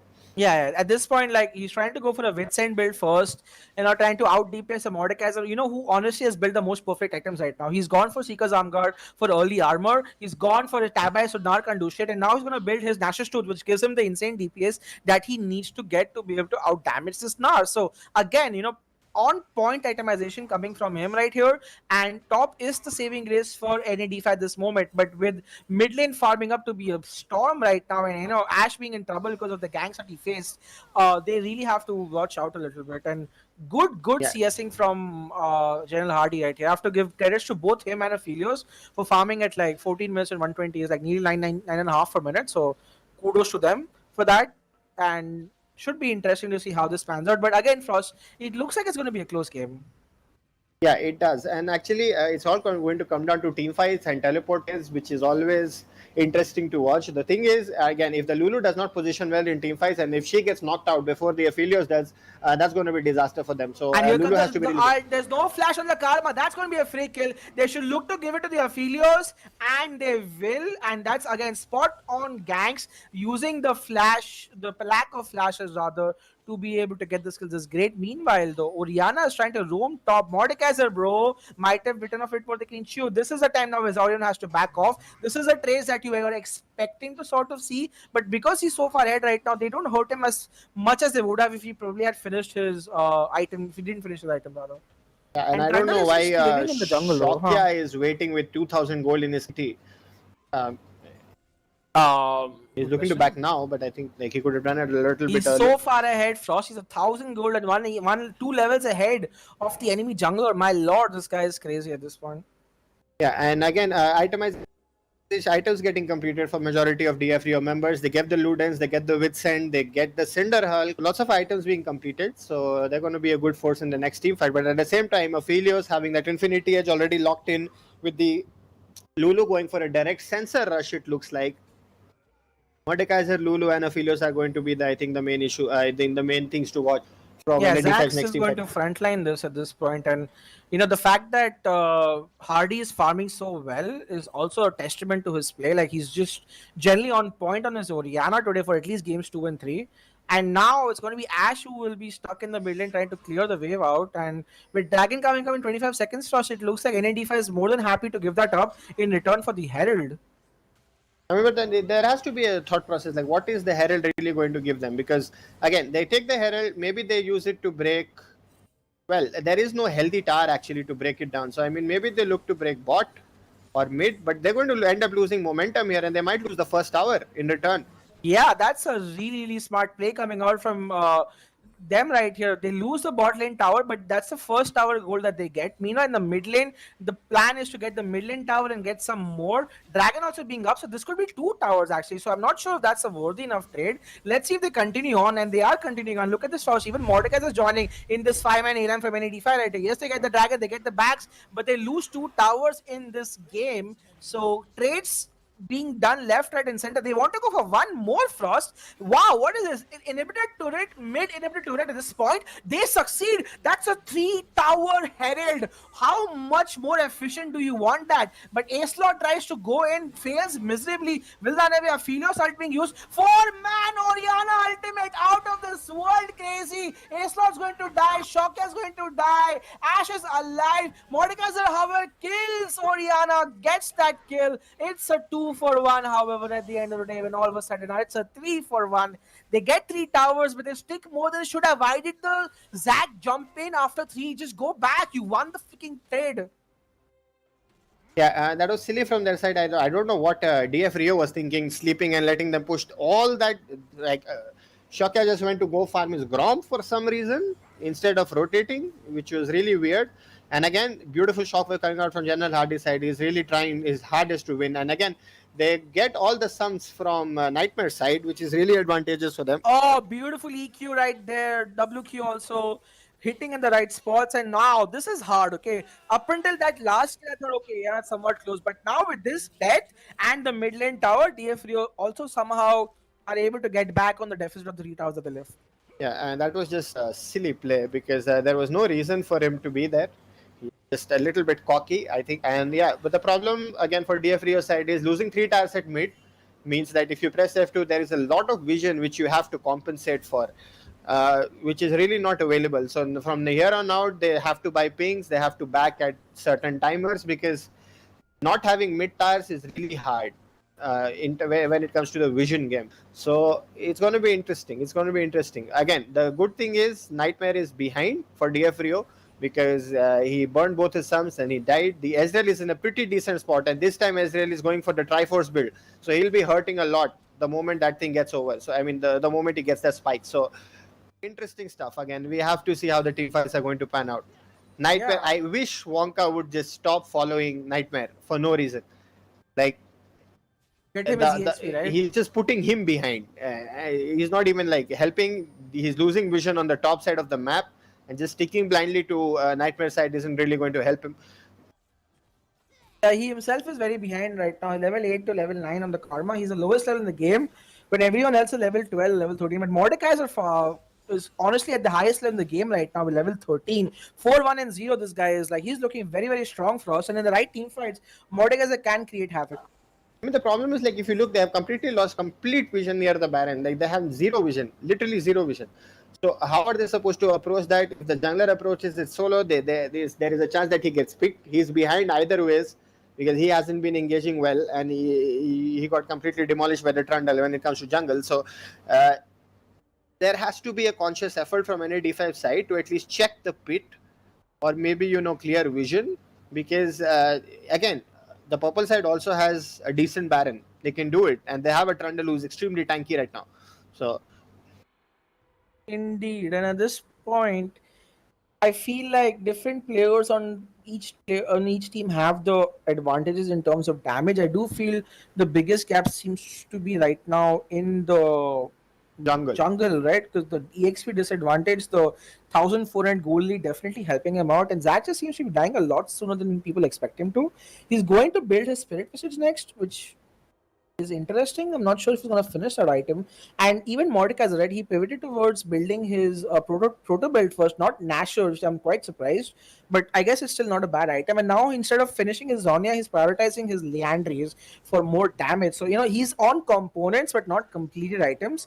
And Zuko also just caught himself up. He's still 1,000 gold behind, even though, he's 3 deaths down, he 3 kills down. So everyone is like ahead in different points of the game, but 2 dragons are in favor of DF Rio, and it just looks like in team fights DF Rio seems to be executing a little bit better.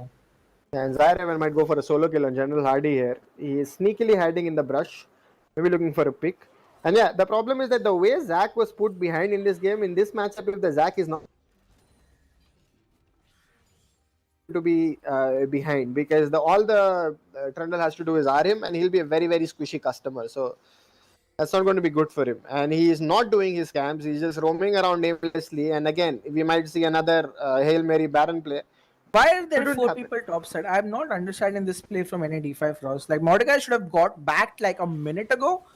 And, he finally does, however, so good for him. But it does allow them to get the tower back. So they do end up eventually trading.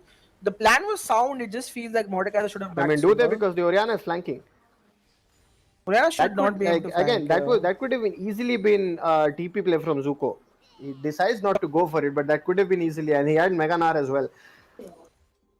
Slowly and steadily, I think Zuko has also climbed back into the game. He is still lagging a little bit behind, actually a lot behind on experience, but when it comes to in terms of CS, he's almost caught up. It's the same with Ash also. Ash is a level behind Orianna, but Ash is like level 12 and a half and Nar is level 12 and 40%. So they both are like half a level behind their counters for top and mid themselves. So it basically means that Orianna and Mordecai are like the people who are really ahead in EXP at this point. And I mean, Dragon coming but up the first, other person who's really ahead is Fido Troll. Again, if you look at it, he's almost level 12, and there is like a little bit of a bar on level 10 on the Aphelios. So yeah, that's actually massive. That's almost a 2-level lead that he might have. And for ADCs, it really matters. Like it really matters. And now with Dragon coming up, the red side of the map is completely lit by DF wards, and there is a small ward, but it's honestly pointed out. They don't know if it started yet. The ward comes up, they confirm that it hasn't. I don't know why DF Rio hesitates, because they had Mega Nar at bottom. Yeah, now they don't, right? So now should be the time you should go for it, and 85 do go for it. That smart play, playing around the Nar was honestly great. Here comes Trundle. Will Trundle get it? Orianna ultimate, guys, watch out for the Orianna ultimate. Oh, Trundle uses ultimate. Blue team gets a dragon. Now Trundle versus Mordecai are inside the fight. Trundle will survive that fight without losing a lot, and my lord, Trundle is tanky as hell with that Spirit Visage. And they do get the dragon, but they are on the wrong side of the map, and this could potentially be the mid lane tower going on. But here comes Syndra on that stuff, will prevent them from sieging. If they can successfully do that, then great for them. One more Q, never mind, they are able to spot that. So all in all, Dragon goes over and NAD5 come out slightly ahead in that trade. Yeah, I think their DF Rio had to force that fight. Once the Mordekaiser ult is down and the Trundle came out safe, I mean, they could have looked for maybe a fight, but once again, like, the Nar bar management and their team playing around Nar has not been the most efficient, because the Nar keeps losing his Mega Nar and then they just go for the objective, and the Nar is unable to join. So, and smartly enough, NADF also realize that and just instantly go for it, which I like. They also are playing around the Nar, whereas the DF as the team itself aren't playing around the Nar. So it's kind of good to see that at least NAD5 are smartly enough playing around that. But two dragon apiece, Frost. Goal lead like slightly in favor of DF Rio with around 2,400. But still a pretty close game, and Acelor trying to catch up on EXP as much as he can right there.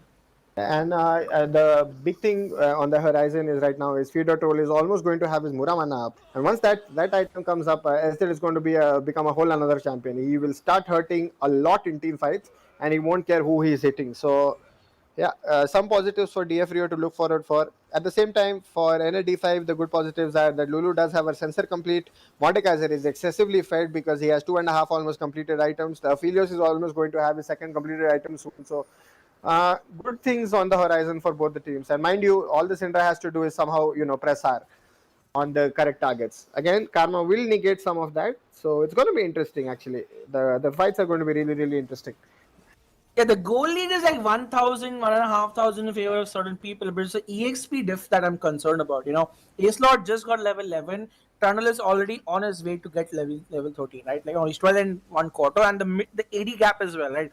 Feed and Toll is getting 12 and a half, and Filos is like 11. There's a 1.5 level gap. So, Nightmare needs to catch up on EXP and how at this point, I feel. And, you know, the fact he's not able to is going to hurt his Both team. Nightmare and Ash as well, actually.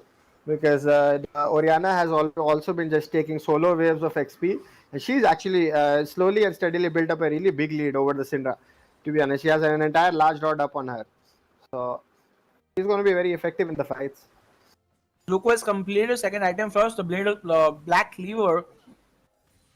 He's a very squishy guy, not gonna lie though. If he gets caught out in the wrong team fight, he's going to instantly die. But what a time to start Ballad. The moment randomly he decides to start ulting, he go for it. Now they're going for it because they want to bait out the Gnar ult. The Mega Gnar is up. Will they teleport or will they not? If they do not teleport with the Mega Gnar up, they are finally doing it. This is the fight that they want to see. They see the Baron, they back off. But can Nightmare this is be just forced? so behind Zuko's right trying now. to force gets to do an ultimate. He gets it on the Mordekaiser and the Zac, which are not the best targets. And Aphelios has to flash him and run on himself as well. Ultimate being used by Zauraven. He should be able to kill the Gnar on the other side. Oriana and Ezreal do massive cleanup, and DF Rio have done what they had to. They got their carries and they are going to now get the Baron. Massive victory. And DF Rio, this is the fight they were looking for, Frost. NAD5 were trying to bait the teleport of Gnar, but in doing so, they baited their entire team into dying. Yeah, and again, this is just a question. It's a small question of small leads where it comes from Oriana getting that item advantage, Oriana getting that level advantage, and I don't know what the hell is that flash. I don't know why she would flash like that. He's able to get Ezreal in the process, though. But that will still be pure 200 years right there. But yeah, Oriana needs to rotate back and deal some damage because the teleports are up. They might this look is for so slow. This is absurdly slow, Frost. Like, it's okay now with Oriana, it'll be fast, so good for them. Yeah, but they'll I get would the take the Baron. fight. The NAD5 will try to trade for Infernal Dragon, I think. So they are still rushing. It's still taking a lot of time, but I think they should be able to secure it. Yeah. But they have to run. The teleport is coming. That is completely wasted because he's not going to be able to catch, and they're going to have to try and do the Infernal Dragon. With Baron, recalls right there, they should be able to catch back into the Dragon. Note that both their carries are still dead. Now they're running to their fights, and Aphelios, man, like, he just got caught out right there. I just think it was a bad fight because Aphelios did not have any time to do any damage, and Oriana was just chasing after him, and Gesek, and with the finished Rabadon's death cap for Frost, this is going to be a crazy fight. They're looking for the cheese. Beautiful Q right there, catches people off. They're looking to get the person. What is this fight? This is so weird. This is not a fight you will win. Deimos Force is going to win this. Oh, flashing coming out. Oh my lord, he kills him. The madman Mordekaiser gets the kill, but on the other side though, they lose 3 people, Frost. What is this team fights? Oh my lord, you're ulting the Gnar who has so much MR, and with Dragon also going away. Try as Zauraven might to win this game, man. The other 3 people are just dying to the onslaught from Oriana right there. Problem with NAD5, I think the biggest problem is that they don't recognize where they're strong and where they're not. Nightmare has been on level 11 for the past 5 minutes, I think. And it's not going to work out like that. You can't just draft Aphelios and make a whole comp. I have the Lulu, and we're just going to play around that. It's been a stellar jungle performance by Shokya, and then I think in terms of pure lane management, lane assignments, and how to control side lanes, I think DF Rio has been a class apart this game. Yeah, and now that they're officially 8,000 gold behind, this is literally going to be DF's game to like lose right now. They're in a great spot with Baron up, with so much damage on their Oriana, their unkillable Trundle. Like, this is their game to win right now. They need to basically find the objectives, find the team fights, and just win, because D5 now it's just like they just have to wait and hopefully get enough damage on their Aphelios, but I just don't see it happening anytime soon right now. The blue gets stolen, in fact, by the Mordekaiser, which is supposed to be given to the Syndra. But just errors right now. And Tough game, tough game. Yeah, tough game, and I think it's more of a draft edge. Every time the whole science behind giving the Trundle away And then picking tank jungles is really weird. It's definitely a drafting error as well, because I think most of their strats were relying on cheesing opponents, which hasn't really worked out for them. And now again, like, Wonka, just leave him. Just leave him. Wonka, leave him alone. Get him some EXP, my lad. What are you doing right now? Meanwhile, Feed and Troll finally gets the outer top turret, which was standing alive due to this Shadow for Mordekaiser trying to hold his fort. But with Orianna, I just think he should ult the Orianna first. At this point, like, screw the Gnar, screw the Trundle, just ult the Orianna. Don't let him shockwave and try to survive that. Yeah, that's his best bet. But he has no MR, so I think he'll actually die. I feel like... Well, he has 3 items, so you can't really be sure. Because or the you can just Zonya the ultimate and then get him back, maybe. I mean, he just needs to buy the time to get the Ori out, maybe look for a better fight there. Yeah, with 8,000 gold lead at this point, DF Rio, you know, from being 0-1 down to coming 2-1 up, also is a testament to their mental. Now, this is a team that in the past had a lot of coin flippy sort of games, would perform great in one game and absolutely just like sucking the other ones. But in this series, one thing that I've seen is that they are better off as a team. They are not letting the fact that they're behind or the fact that they're losing, deter the way that they are playing. You know, they're still holding up strong and they're able to make these comebacks happen, which is a great thing to see from this team. I don't know why General Hardy is greeting for the solo kill. If he shows, he might die. And they don't go for it. Yeah, very risky play to do in competitive. And yeah, I mean, just look at that. He's almost level 17. He's 2 levels up on his enemy mid laner. The Ezreal is 3 levels up on Nightmare. Because, well, you know, he's getting... bro, someone give him some solo farm. I'm gonna like just PM him and say, bro, get some farm for yourself. 12.5 to Ezreal's 13. Like, no, that's 15. 15, sorry. My bad. 15. Yeah. So, yeah. And now QS is up for the Ezreal, right? So Mordekaiser is not going to be able to ultimate him. Finally, though, Mordekaiser gets the Spectre's Call, which is important considering the Orianna is against him. So I like that pickup already.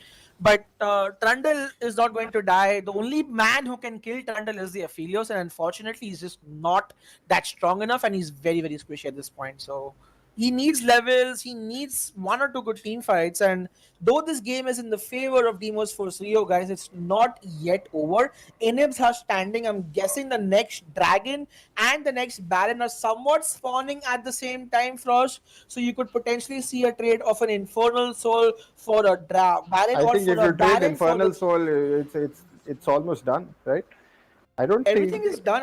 I think so too, you know, but... Let's see what the call gets made, because sometimes we've seen NAD5 give free Barons and then do 200 IQ plays with some cheeses to make sure the Baron gets nullified. If I were them, I'd definitely want to opt in for the Dragon trade. So let's see if they're going to do that, and let's see if DF Rio's like, you know what, let them get it. It's fine. We have one more, and we can just get the Baron try to get a bigger goal lead for themselves. But doesn't seem to be the case. They both just want to fight for the Dragon. Yeah, and General Hart is behind them. He might just cash Wonka out. Or he might just get caught out himself. He is on a wall, Frost. The jump comes. Hardy, my boy. Will you survive? He does. Ultimate comes here from Zhao Raven. My game is stuck, but the ultimate does land. The flash misses. He survives to the skin of his teeth. Oh, there's a beautiful W. Oh my lord, beautiful usage right there. And Zack's passive will be popped. Trundle, the unkillable, is here. And the Aphelios ult lands, but without enough items, he cannot do enough damage. And a beautiful Gnar ult sends them flying. Triple kill on Feed or Troll. Wants to get his Quadra. This is going to be the end of the game, because now, even when Hardy was getting caught out, he survives through just being so far ahead in this game. And with a complete ace, we are looking at DF Rio trying to end the game, Frost. Yeah, and that's going to be game. Again, they were just not in a position. They had to go for that fight. That was their best bet, getting the Orianna out of position. But yeah, the karma, everything, it's just too hard for them. And I don't know why Lulu still has ult up. I'm not sure if that's a bug, but yeah. No, she just got ulted by Gnar and just could not come back. Okay. But this is going to be... Yep, that's going to be game. The end that's going to be Rio. Game. Yeah, Rio qualifying for the semifinals. Closely fought series, Frost. Up until the third game, we definitely did not know who was winning until the last couple of team fights, where DF Rio, General Hardy, especially on that Orianna, brilliant players coming out, like literally carrying his team. And also Fidel Troll, who was, hidden OP in this match, highest damage by far in this game, as he was able to take down his opponents with a great Ezreal performance. He goes 7-2-9 at the end of the day. And DF Rio will now face their sister team next weekend, Frost, in a match that will be very promising because of how well both these teams have played. Any thoughts on those ensuing semifinals?